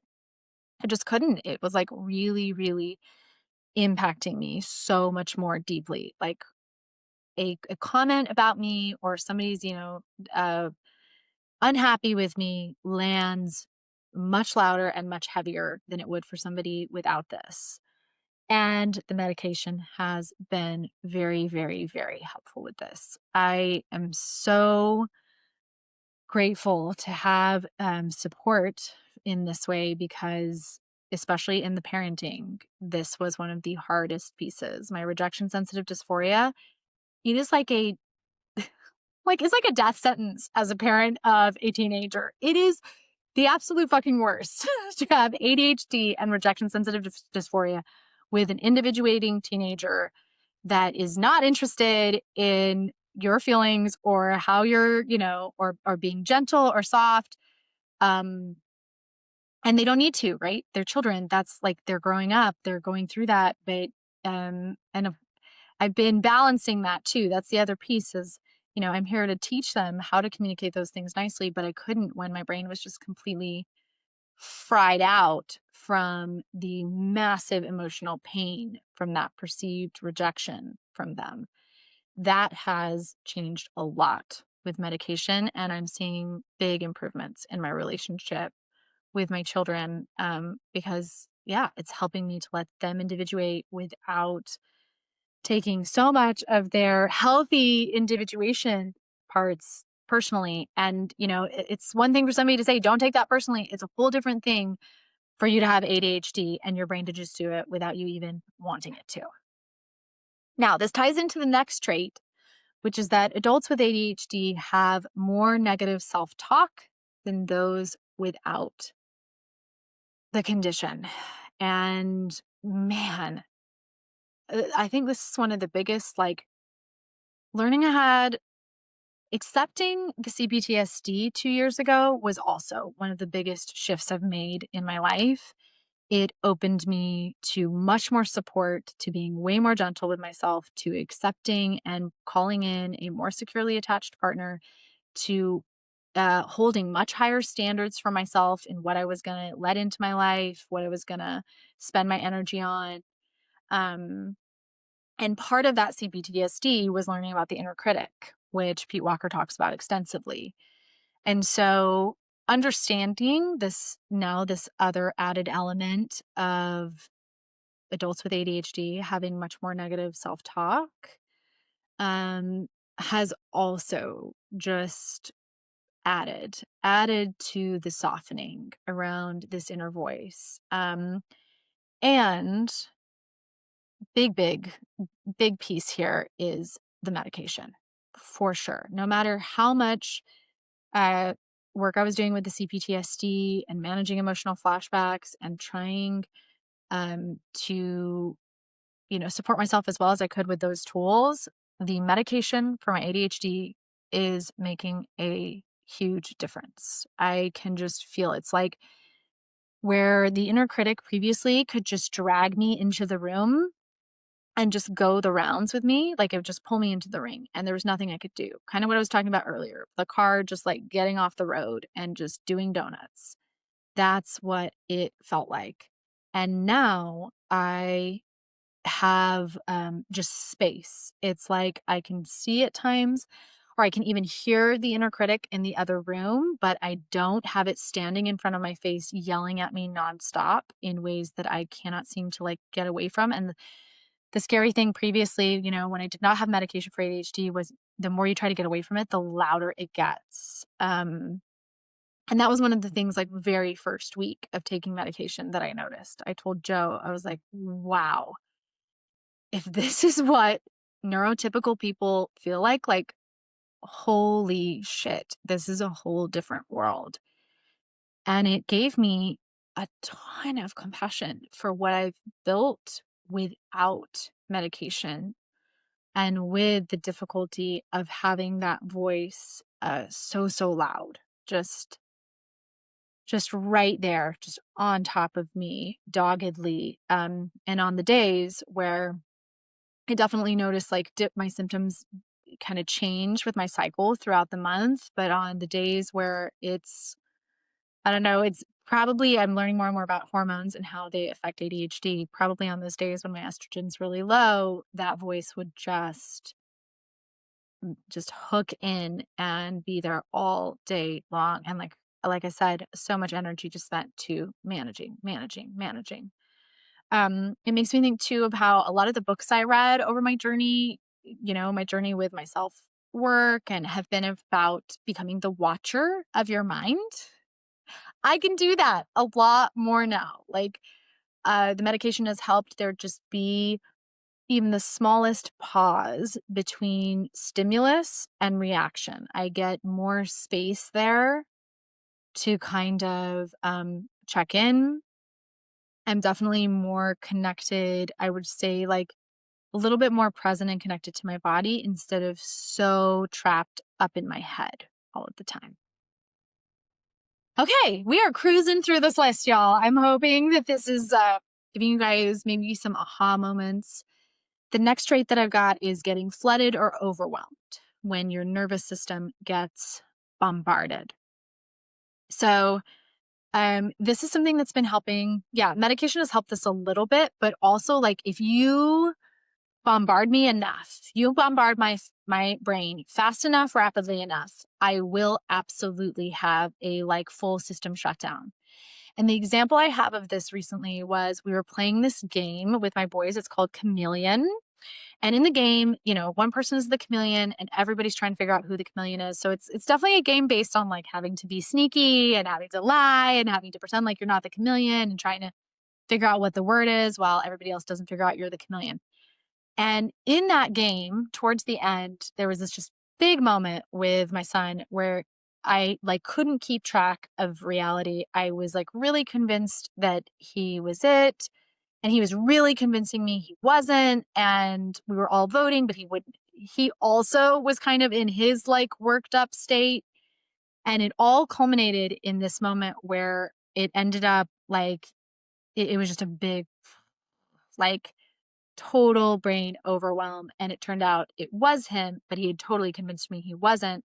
And the shock of all of it, I like all of a sudden just burst into tears. I had to like walk out of the room and went into the room just feeling completely and utterly flooded out of my body and my nervous system just like shaking. So prior to ADHD, that would be a moment where I'd be like, what on earth just happened? Right. I probably would have seen it as like a CPTSD trigger. I recognize now it's not so much, I don't think it's so much like a trauma trigger as much as it is just my nervous system getting completely just bombarded and then boom, flooded. So medication has helped me reach the state of flooded or overwhelmed way less. If there's enough, though, I will absolutely still get there. This ties in also to some of these next traits. One of the next ones is being easily overstimulated in stores, malls, or other crowded spaces. Absolute yes for me. It is slightly better on medication for sure. A trait of being easily overloaded from too much conversation or stimuli and requiring time and space to recover. I used to always, I think I just thought I was an introvert, but I realize now it's far more than being an introvert, what I experience. And the idea of my brain working differently and it getting overstimulated has been one of the most helpful things that has come out of my ADHD diagnosis. Um, so the tests that I took to get my diagnosis for ADHD was really fascinating. I had no idea what it was going to be like. I had no idea what they were going to have me do, but mine was actually online with someone watching me take the test virtually. And it was this series of like images and noises, like compounding and having to like pick a certain image over and over. And I remember while taking the test, this moment where like the sound started coming in and then the visual started moving. And I remember wanting to burst out crying during it. And I was like, whoa, I just, it's like finally being honest by how overstimulated I really am. And I've seen this happening more and more where I am much more open and honest and real with myself and with my partner, Joe, and even with my kids when I get overstimulated and being honest about it and stepping away rather than just masking. And I think my whole life I was just masking so much because obviously, if I have, a mother who's potentially an undiagnosed ADHD, unable to regulate herself, getting overwhelmed too, me being overwhelmed is not going to be helpful for her. That is just going to spiral her out. So I really had to learn to mask and hide that.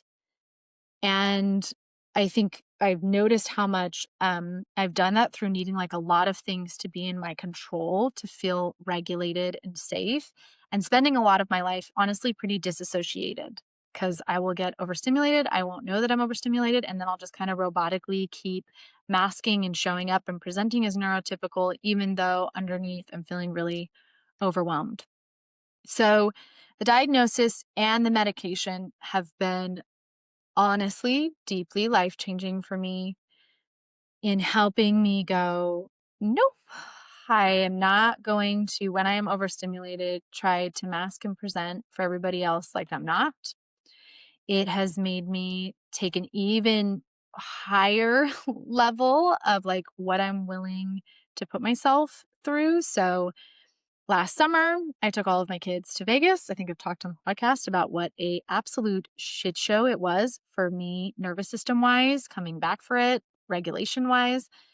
I just did not know what I know now, which was that that was just in so many ways not a fit for me to try and take 3 boys on planes, rental cars to Vegas by myself to hang out with all of my younger siblings who I historically have been, in charge of. It just, yeah, it was a big, big no on so many fronts that I came home from and was like, what the hell happened there? I now know what happened there. And with that in mind, I actually had one of my sisters reached out. She was getting married in December. And as much as parts of me wanted to go to that, I could feel at a visceral, intuitive body level, it was a no go for me.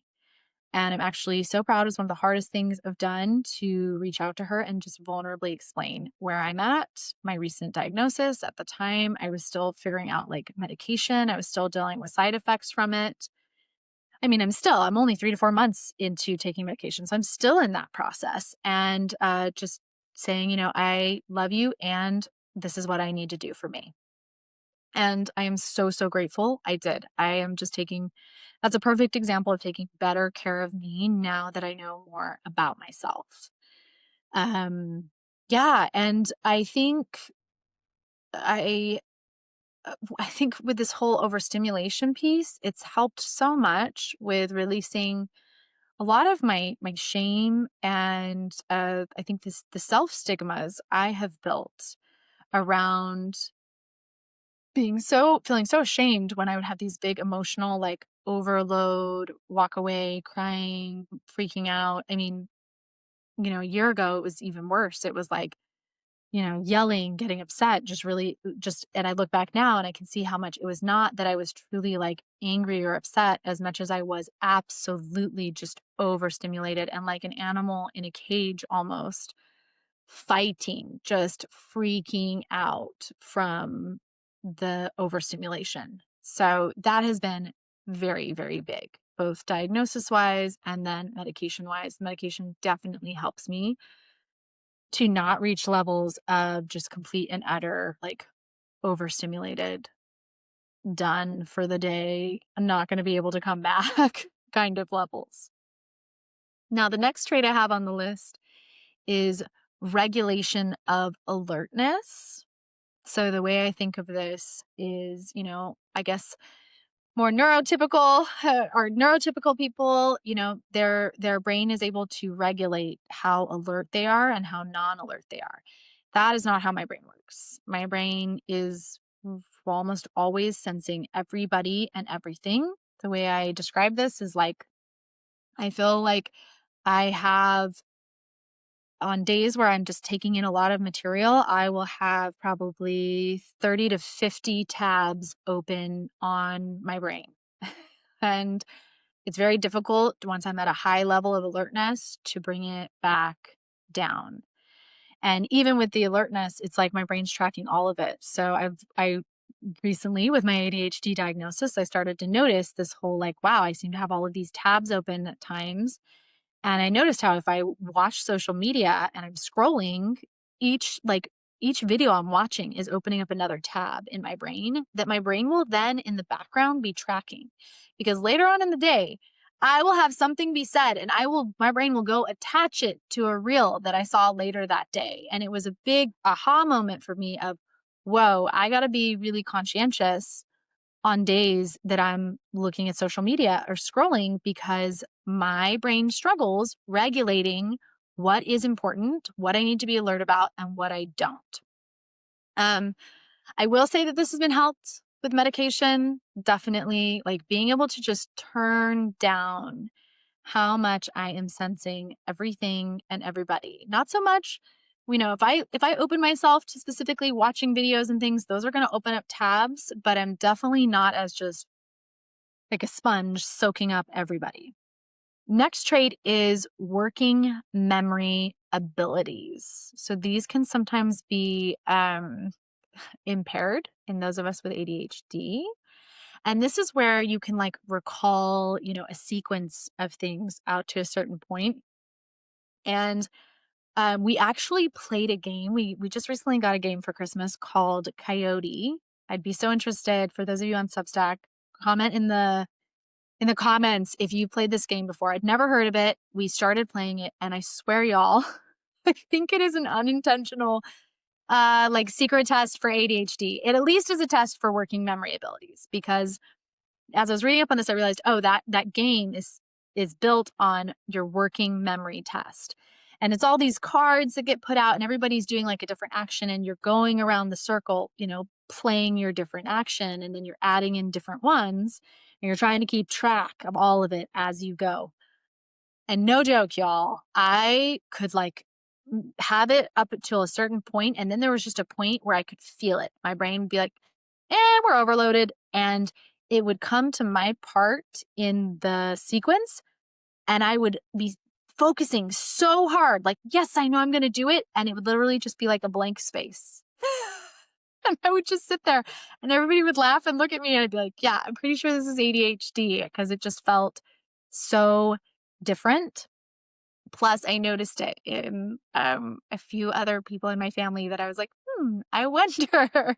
So if you're interested, that might be a game that you go pick up and just notice, what is your working memory like. Another trait is difficulty organizing thoughts, holding the thread of a story for several minutes, and remembering where you are in a conversation, and not going off on rabbit trails. So ding, ding, ding. We all know I have this one. I'm going to tie it into the next one as well, which says, you may find you talk about many subjects, connecting one item to another without a pause. And you might become frustrated with yourself for not holding back more in your speech, despite your best intentions. And then the third, I'm just doing these like 3 traits together: difficulty speaking in an organized way to express all thoughts.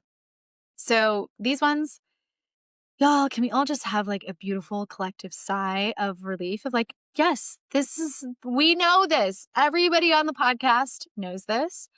I was laughing when I first read these traits because, as you know from the podcast, those of you that have been listening, that comment that came through way back when, with that person being like, you need to be more organized, be more like Mel Robbins. I'm like, I knew back then there was something different about me. And it's so validating to see it literally written out here. Like, it may seem crazy to you guys that these traits I'm listing, like some of them, it may sound like I'm just pulling from my own stuff, but no, these are traits that I am pulling from each of these books.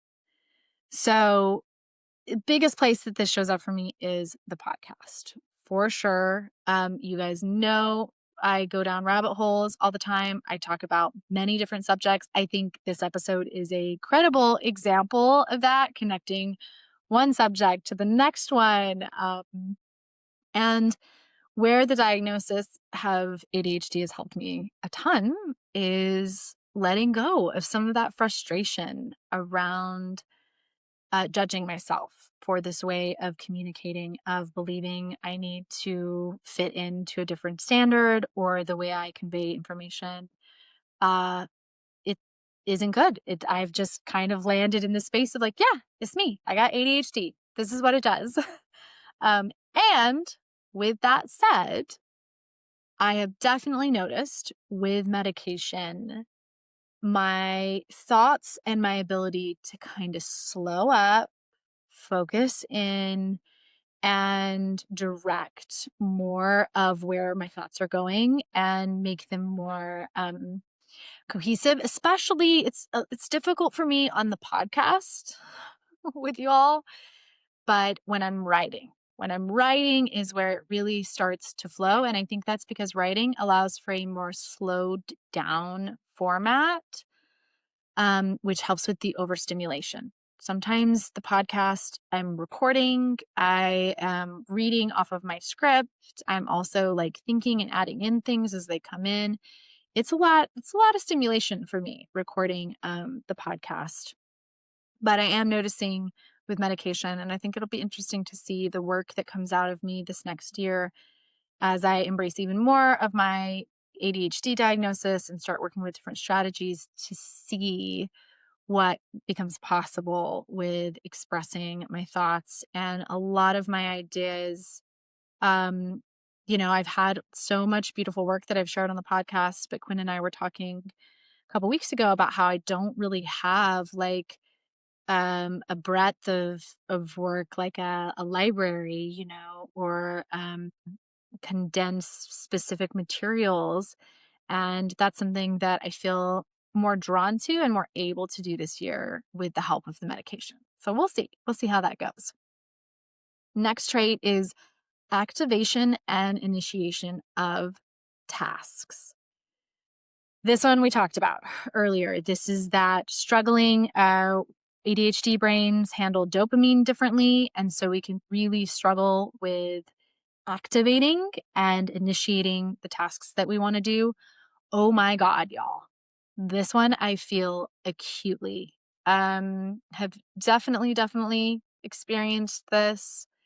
It's presented for me as a lot of anxiety about tasks, and often I think of it as like standing on the diving board, like just standing on the diving board, standing on the diving board, standing on the diving board, but never actually like just jumping, like just jump. Getting yourself to do the jump can be so hard. That has been better for me with medication.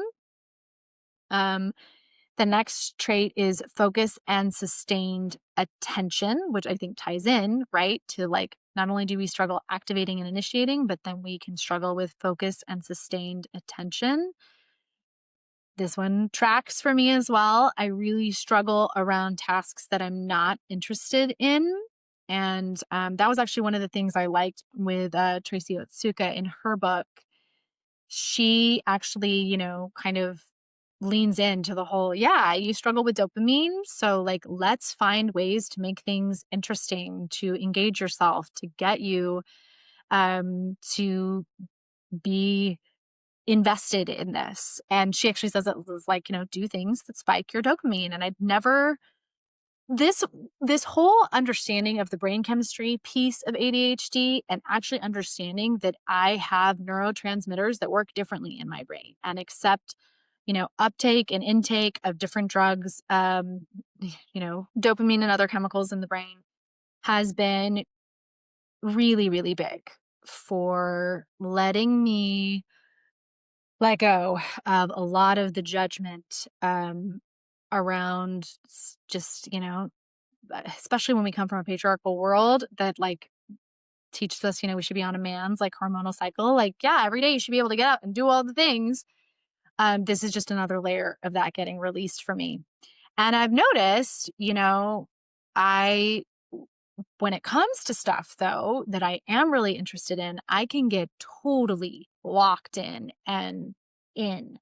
Like I love Marie Kondoing stuff in my house. And when I am committed to that, that's actually something that like I can sustain attention and focus through the whole thing, even when it's like 3, 4 hours, because I just love getting rid of stuff.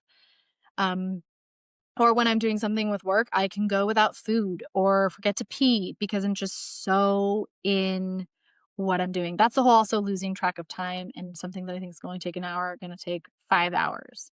So that is all linked to the dopamine piece, the being able to focus and sustain attention on something, the being able to activate and initiate something.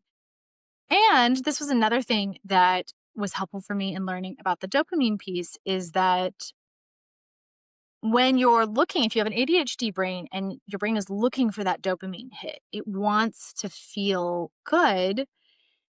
I never thought before that I exhibited like risky behaviors, but in reading both of these books with my diagnosis now and learning about this dopamine piece, especially in Tracy Otsuka's book, I was like, oh, wow. Actually, I have exhibited quite a lot of risky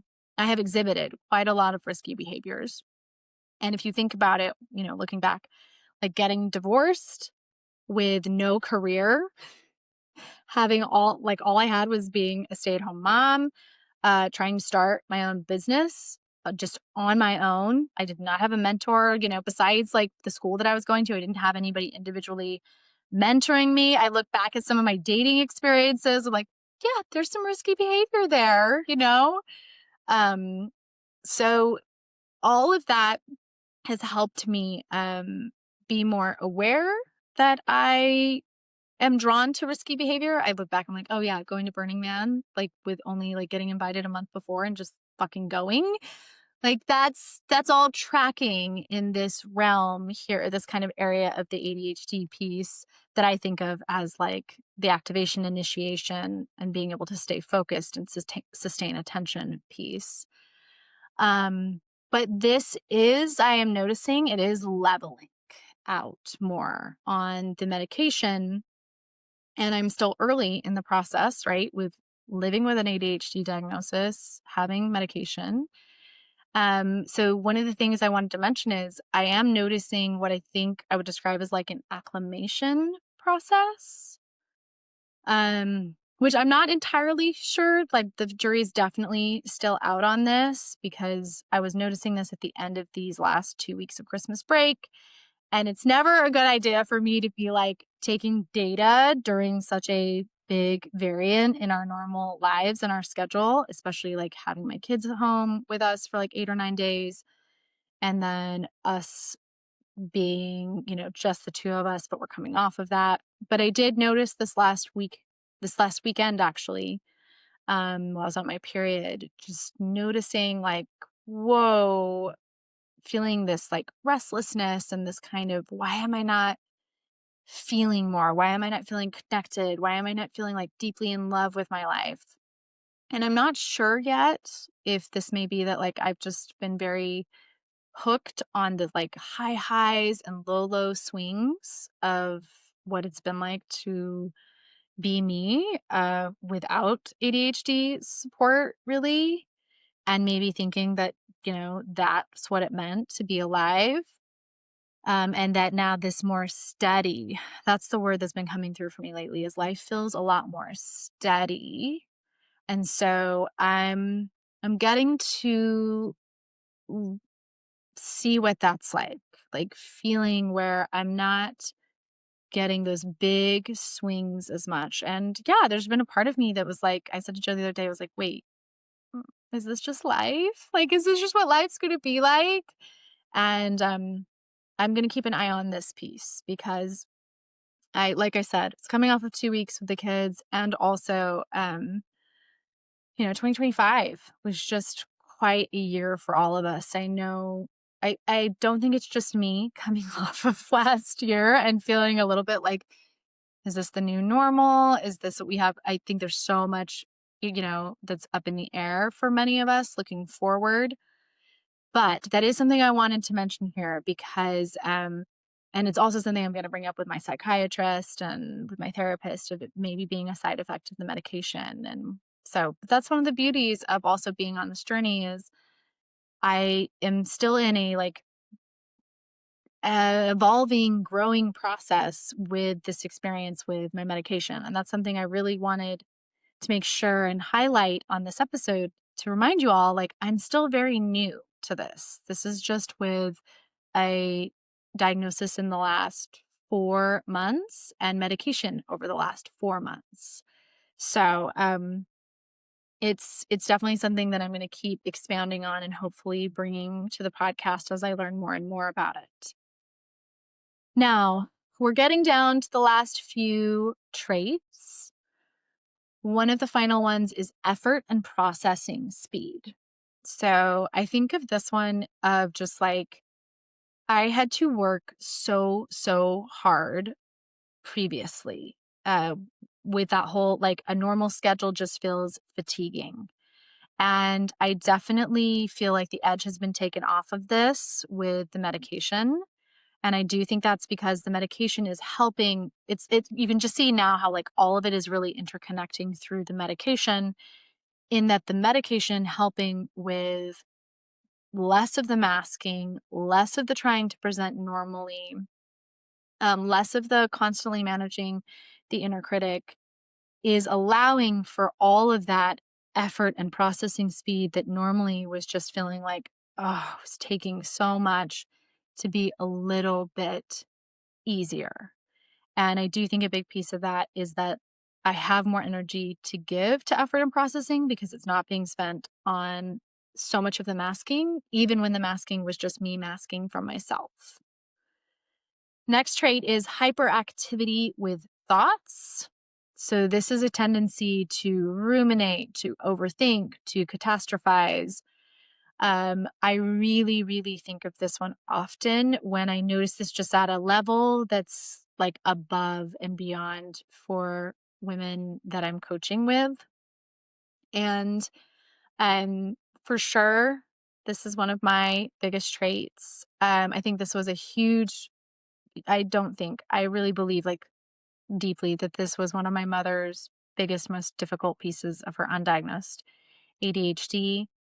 And just kind of living with this permeating feeling of something is going wrong. Like you're always on the alert.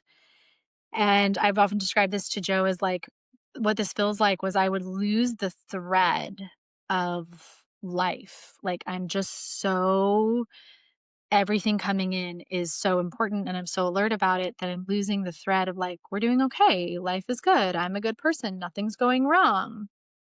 Um, and there's just more energy getting spent in the like minutia and the micromanaging that you're losing the bigger overall like pullback kind of pictures. So that's I mentioned this briefly again. I think this fits in with the whole like the car getting off, doing the donuts. Medication's been helping me just get back on the ramp. Like we're just going to get back on. I actually have a choice now instead of just my brain having the reins to, or having the steering wheel to the car, having the reins to the horse and just driving me wherever it wants me to go.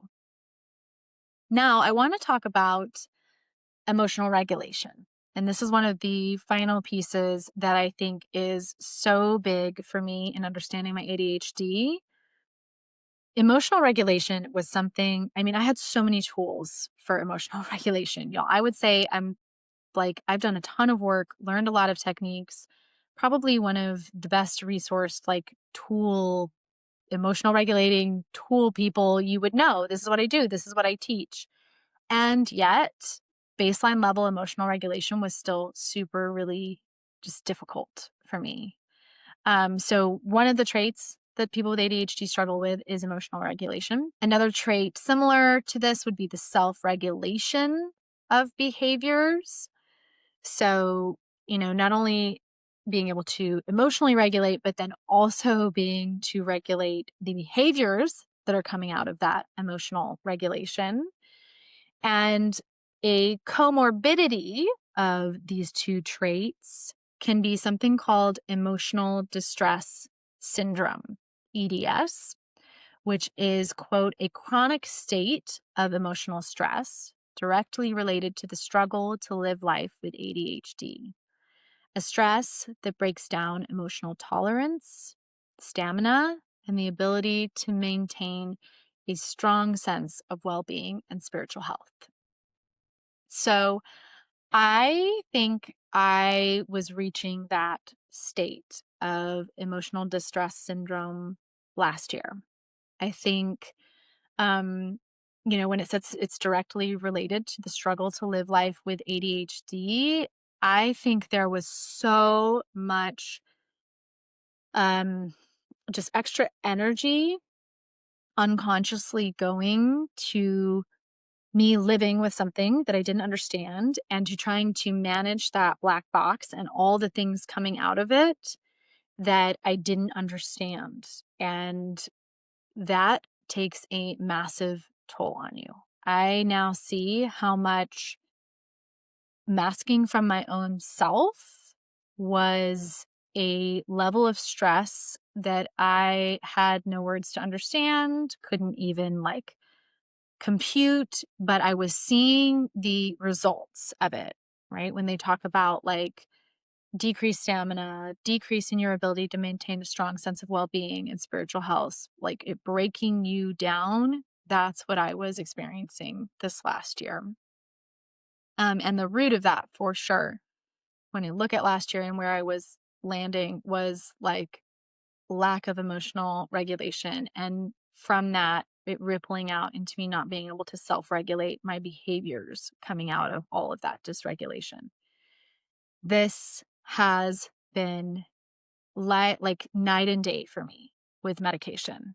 I would say I feel like a different person. I don't know if different persons, that's not the term I want to use. Definitely not the term I want to use because it's not like I have changed who I am, but with medication, the emotional regulation, I just have an edge now that as in, no matter how many other tools I had, even all the tools with CPTSD, with breath work, with EFT tapping, with everything else, this is what has given me the edge to start moving through my life without that chronic state of emotional stress, just always in the background.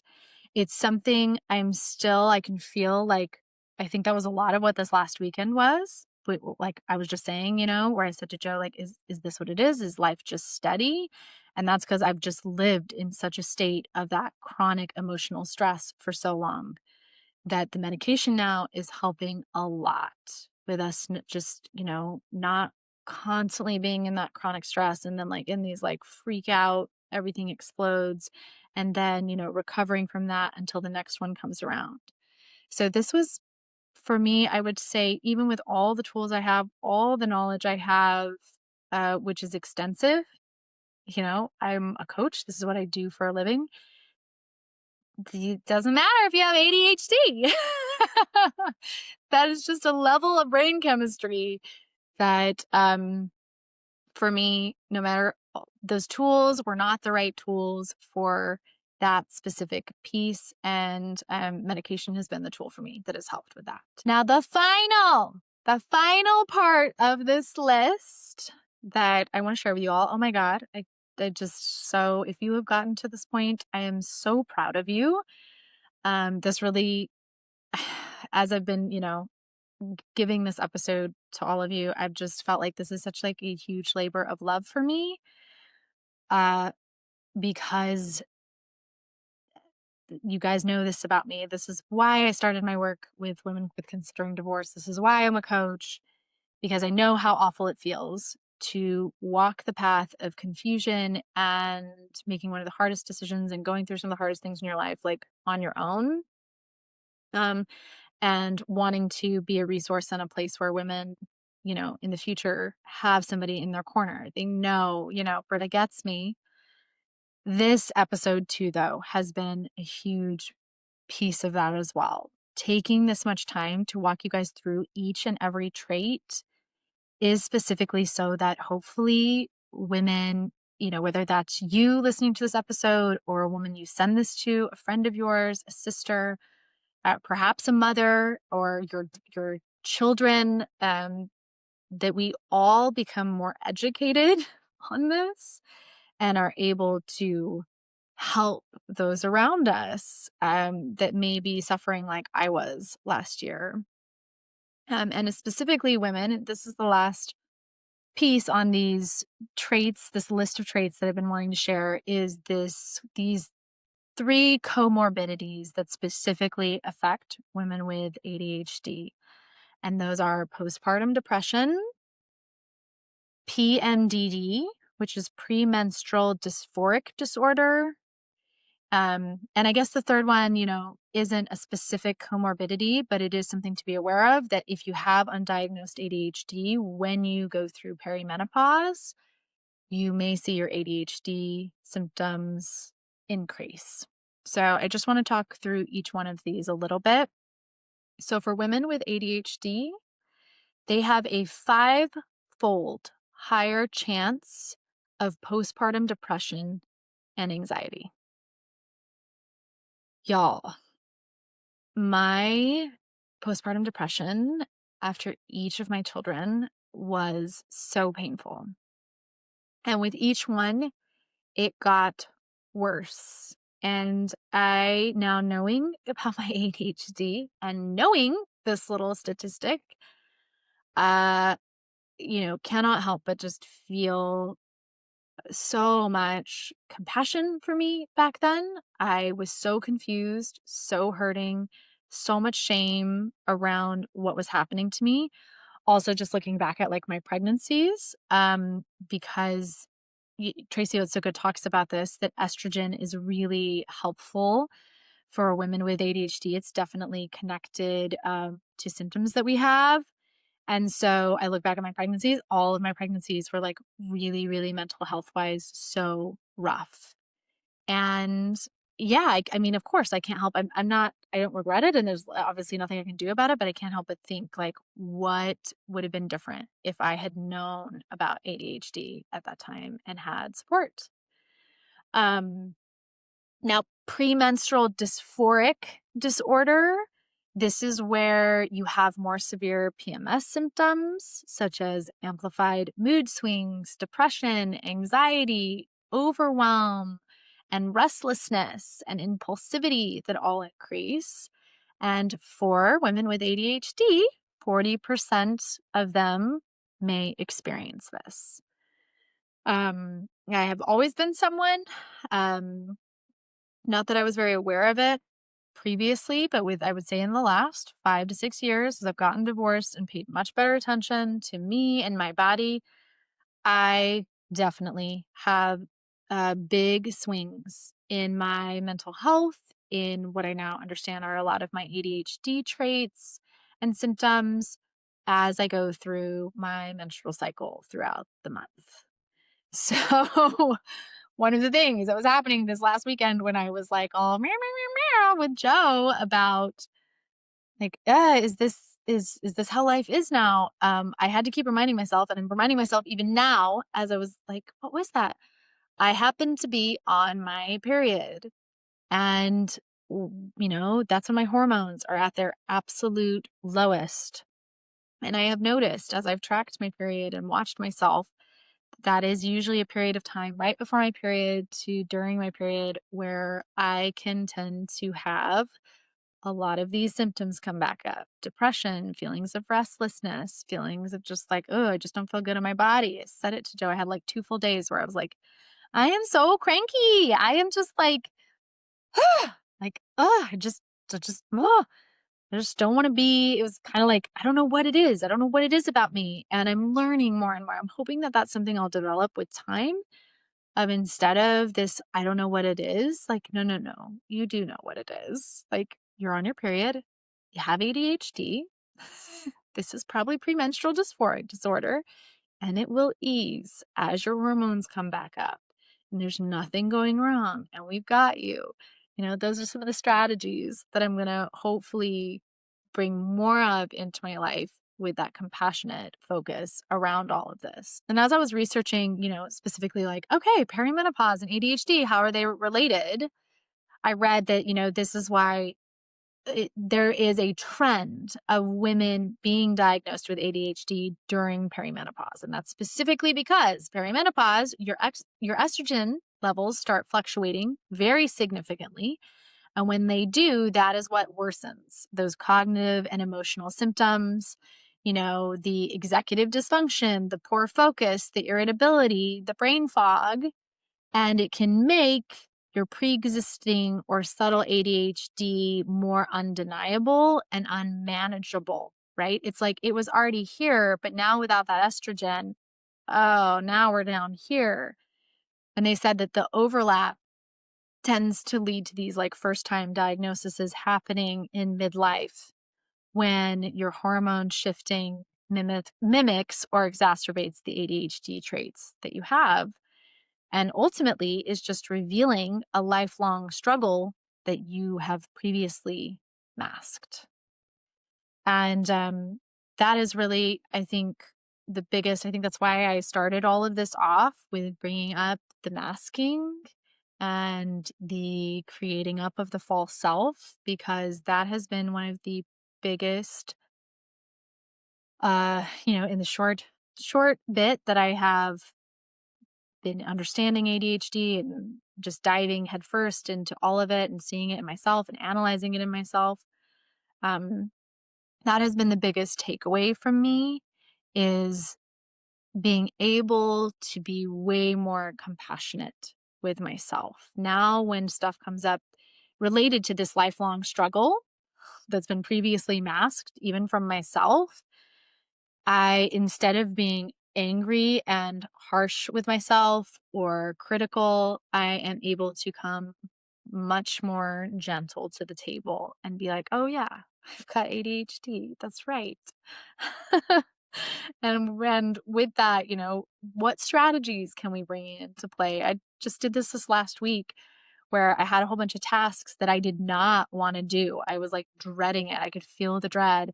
And instead of hating myself that I was continuing to avoid, I was like, okay, this is ADHD related. How can we do this in a supportive way? What's a strategy we could use here? And I know if I can write things out, that seems to help. And so I came up with this little strategy of I cut up all these little pieces of paper and I wrote down each task on these little squares of paper. And then I lined them all up on my desk in the order that I wanted to do them. And then with each task, as it got done, I would throw it into the waste bin. And y'all, it was like freaking magic. I came away from that. I was like, Joe, that was the most fun I've ever had. And I realized where previously I've done to-do lists where I will cross them off, that actually is not good for my ADHD brain because as I'm crossing it off, I'm still seeing it. It's still right there. But in having them on these little pieces of paper and throwing them away, I start off with this big, image, like visually, there's all these things. And then as they're being knocked away, it's getting less and less and less until eventually there's no more papers on my desk. And I feel accomplished and I feel like I've gotten something done. Where in the past, when I just do a list and I just cross them off, nothing really changes for me visually. And I often walk away feeling still like exhausted and like, wait, what did I really get done today? So, such a tiny, tiny strategy that is making such a huge difference for me in my task initiation and in being able to stick with things. Plus, I also knew, I struggle with dopamine. So I specifically put in certain tasks that I knew I would feel excited about completing or I would feel good after. And I put them at the beginning or I put them in between certain ones. So I had something to look forward to. It's just a whole different way of looking at yourself. So to finish though and tie off this beautiful first part of this two-part series, the second part will not be as long. This was my big, big gift that I just wanted to bring, um, especially to all of you, especially those of you. I just feel like there may be some of you that are undiagnosed that could really have kind of the life-changing experience that I'm having right now. So especially for you. I want to leave though with these quotes from the Radical Guide for Women with ADHD by Sari Solden and Michelle Frank to kind of bring it all together. So they say, when ADHD is undiagnosed, untreated, unmanaged, or misunderstood, the challenges associated with the brain difference are overwhelming. Many of us feel as if we are treading water or barely getting by. During early stages of living with undiagnosed ADHD, it's likely you felt overwhelmed simply trying to get through the day as unchecked symptoms flared up. Quote, ADHD mind prevailed, emotional storms overpowered, and every day felt like constant firefighting. There is little room for pride and empowerment when you feel chronically exhausted, both physically and emotionally. Often at this stage, ADHD differences in behaviors that result are assumed to be character flaws. Instead of perceiving symptoms, ADHD related challenges could easily be misinterpreted as some version of the common shame based story, I am bad. You might have experienced automatic, critical, even downright mean self talk, as well as intense and uncomfortable emotional experiences during this stage of the journey. And y'all, I just want to pause here and say this is where I was at last year. Like, without a doubt, I was doing the best with the tools that I had, but they were not the right tools for the job because at the time the job was undiagnosed. And because it was undiagnosed, it was untreated, it was unmanaged, and it was misunderstood. Now, this is the final quote from them that I want to leave you with. And this is why I love Sari Solden's and Michelle Frank's book so much, and even Tracy Otsuka. They all approach from a very ADHD is, yes, it's hard. Yes, there are parts of it that you're going to have to work with and understand. And, reading all of those traits, like those are some pretty tough things, but they approach from such a beautiful space of not like, I am bad and this needs to change. And there's something broken about me and I need to fix it. They're really not there for fixing. So I want to read this quote from them to close. Says, "We as clinicians and as women with ADHD absolutely know the struggle.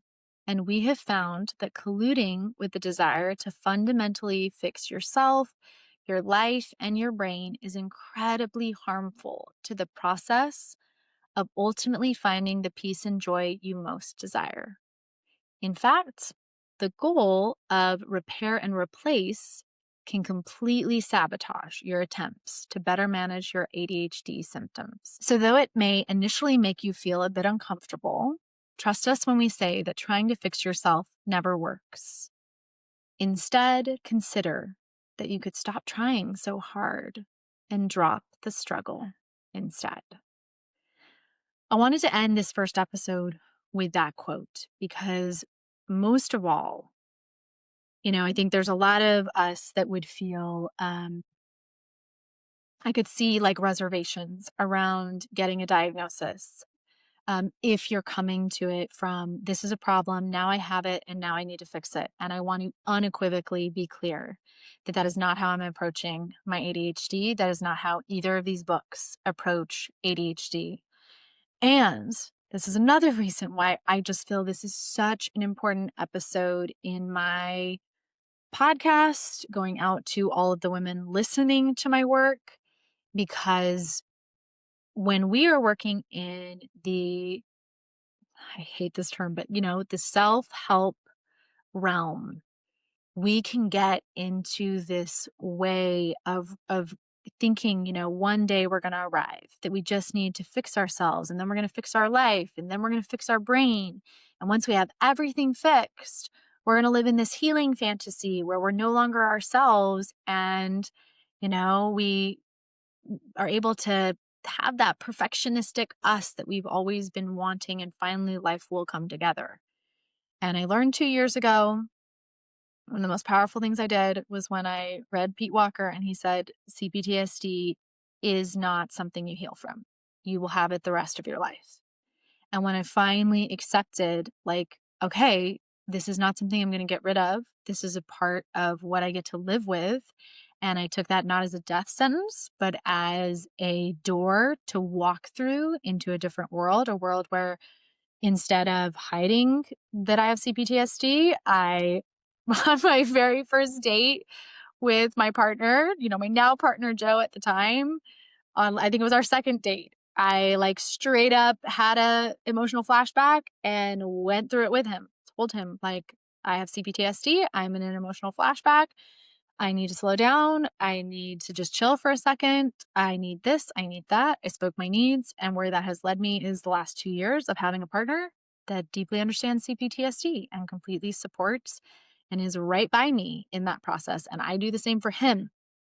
And I expect this to be the same for me when it comes to ADHD. I actually embrace my diagnosis from this space.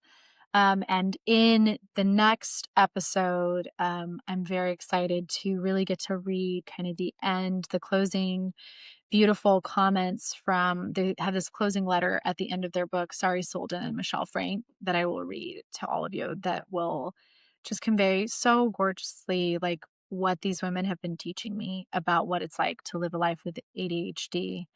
Um, I see it now as, yes, something that has all of these, I mean, y'all, I gave you the list, and that wasn't even, um, the list that some of you might have in more of like the hyperactive ways. But that was the list that I resonate with the most, of the traits that I am like, yep, I have the majority of these. Um, and understanding that along with that come these other aspects that I'll talk about next week in that episode, aspects that make me, I truly believe, the amazing, incredible me that I am, the me that you love, that you hear through this podcast, the me that has allowed me to accomplish the things that I've accomplished in the last 8 years of my life, that has really just, you know, given me some really incredible abilities. So, like I said, next week is when I will be diving into that. I will also be sharing a lot about, like I said, those connections I've been making with my diagnosis, about my past, right? The family of origin, my mother, the dynamics in my childhood, my present, what I'm experiencing now with this ADHD lens of parenting differently, with my awareness of the genetic factor and more self compassion around myself and my children, and then also how I see it in the future, right? Seeing myself through this lens that these women are teaching me, where I am embracing my neurodiversity, where I'm like, fuck yeah, this is what I do, rabbit holes. Living like even more boldly and celebrating and really recognizing my unique ADHD special strengths, and on a very, very deep level, like releasing the mask internally, externally, and being able to break through those barriers that I'm even just discovering that I've had in myself. And I think this next part too will be so crucial for those of you, my amazing listeners, that are in this journey right now of considering divorce, because I'm realizing now how much undiagnosed ADHD I look back and I'm like, yep, that wreaked havoc in my parents' marriage, in my family of origin. It definitely played a part in my previous marriage. And with it undiagnosed, it could have continued playing that same part in my future relationships. So, for someone that has ADHD, I think it is one of the single most important things to know that and be able to support yourself around it, especially if you are considering divorce. So, at the close of this episode, I really want to ask a special favor of you all to take a second and to think.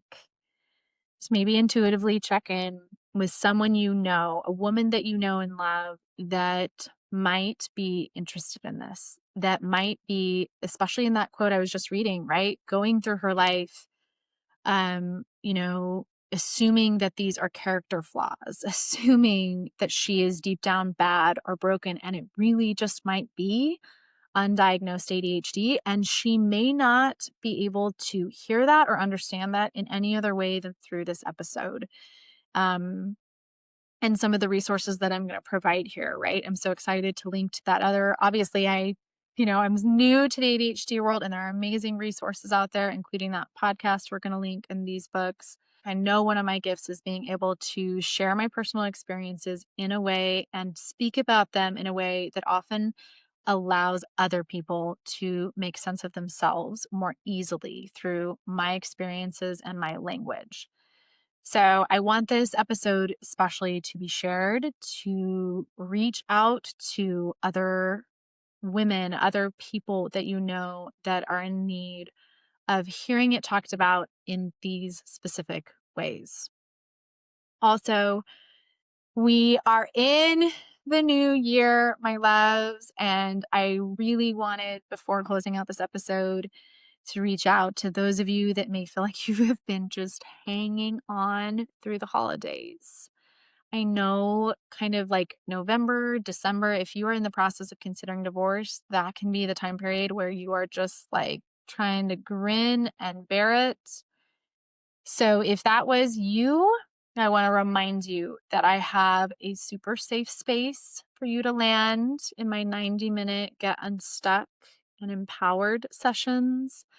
I am definitely here for you to take maybe all that stuff that you were bottling up over those 2+ months, trying to hold it all together for everybody. Um, and I love that on my 90-minute, like that is a place where you just get to come and it just gets to all get poured out. Like one of the things I reassure everybody on those calls when I start with somebody is like, it gets to be messy. It doesn't have to make sense. That's my job. You get to just bring the purse, dump all the contents out, and together we will sort it. So know that that is available to you. Also, we just dropped our new theme in the community for this next year. I have been deeply, deeply grateful for my experiences with my amazing Stay or Go community this last year. I started it over a year now in October of 2024. And going into this new year, I decided to take a new approach with how we're doing our themes and how we're going to move through the year. I was inspired by Brene Brown's book, her recent book called Strong Ground. And I just have felt so deeply how much all of us need strong ground right now going through the world that we're in. So this year we're going to be doing really deep work together to create solid foundations and the kind of strong ground that you're going to stand on not only through making this decision, but I want it through the rest of your life. Like that's what that book showed me and what I've seen so much in like my women in the community and the women I coach is you all become leaders. Like, not only do you become the leader of your own life, but I've watched, I think I especially saw this at the retreat last year, that the women that work with me, that are exposed to my work, that are in the community or that work with me one on one, as they go through the decision making process of deciding, what they're going to do on the other side of that, I see them in these they become leaders through that process. And this book just dives into a lot of those pieces, so we're going to be doing just that one book this year. I love that. Last year we did a lot of like every other month was a different topic, but this year we're going to be slowing, grounding in the body. We had an amazing workshop this last week where we launched the new theme. We have someone I'm really excited to hopefully get to introduce to you all on the podcast later this year. A friend of mine named Leanna, who is going to be every month coming into the community and doing these beautiful trauma informed Pilates courses once a month in the community.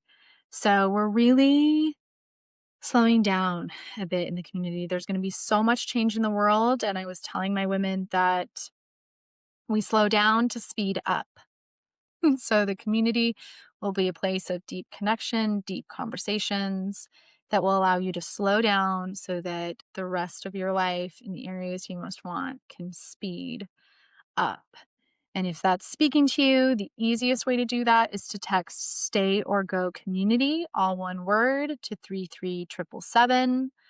Along with that, if the 90-minute is what's calling to you, you can text 90MIN to 33777 to be taken directly to scheduling.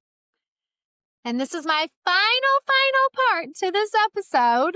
Very, very last piece that I really wanted to, especially at the start of this year, as we were setting our intentions and the workshop we did, we were manifesting. One of the things I really want to deeply call in with this episode is 3 more one-on-one clients to start with me here at the beginning of 2026. Yeah, I had 3 incredible one-on-one clients come in before the end of last year, and that work has just once again shown me how much of a gift I have in working one-on-one with clients, how life-changing it is for them.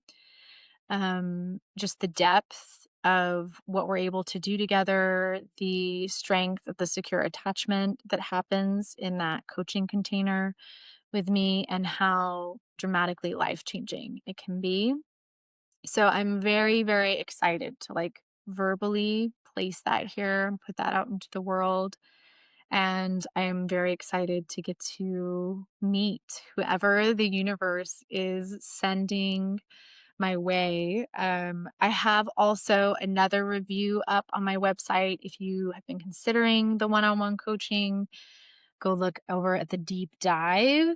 I have another review from one of my one-on-one clients. It's just so beautiful getting to receive back from clients who've been impacted by my work and our work together.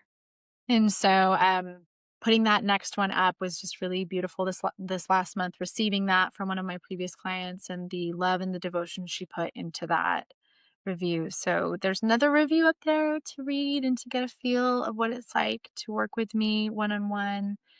Um, yeah, it's just something I'm very excited to call in and to really start off this next year with, just falling in love with even more women going through some of the biggest decisions and moments of your life and doing it with hugely grounded trust in yourself and love for your parts and the ability to be with your emotions, just all the things that we do in coaching one on one with me. So that's what I've got for you all today. Woo! My goodness. I'm sending you all love until I see you next week for part two. Till then.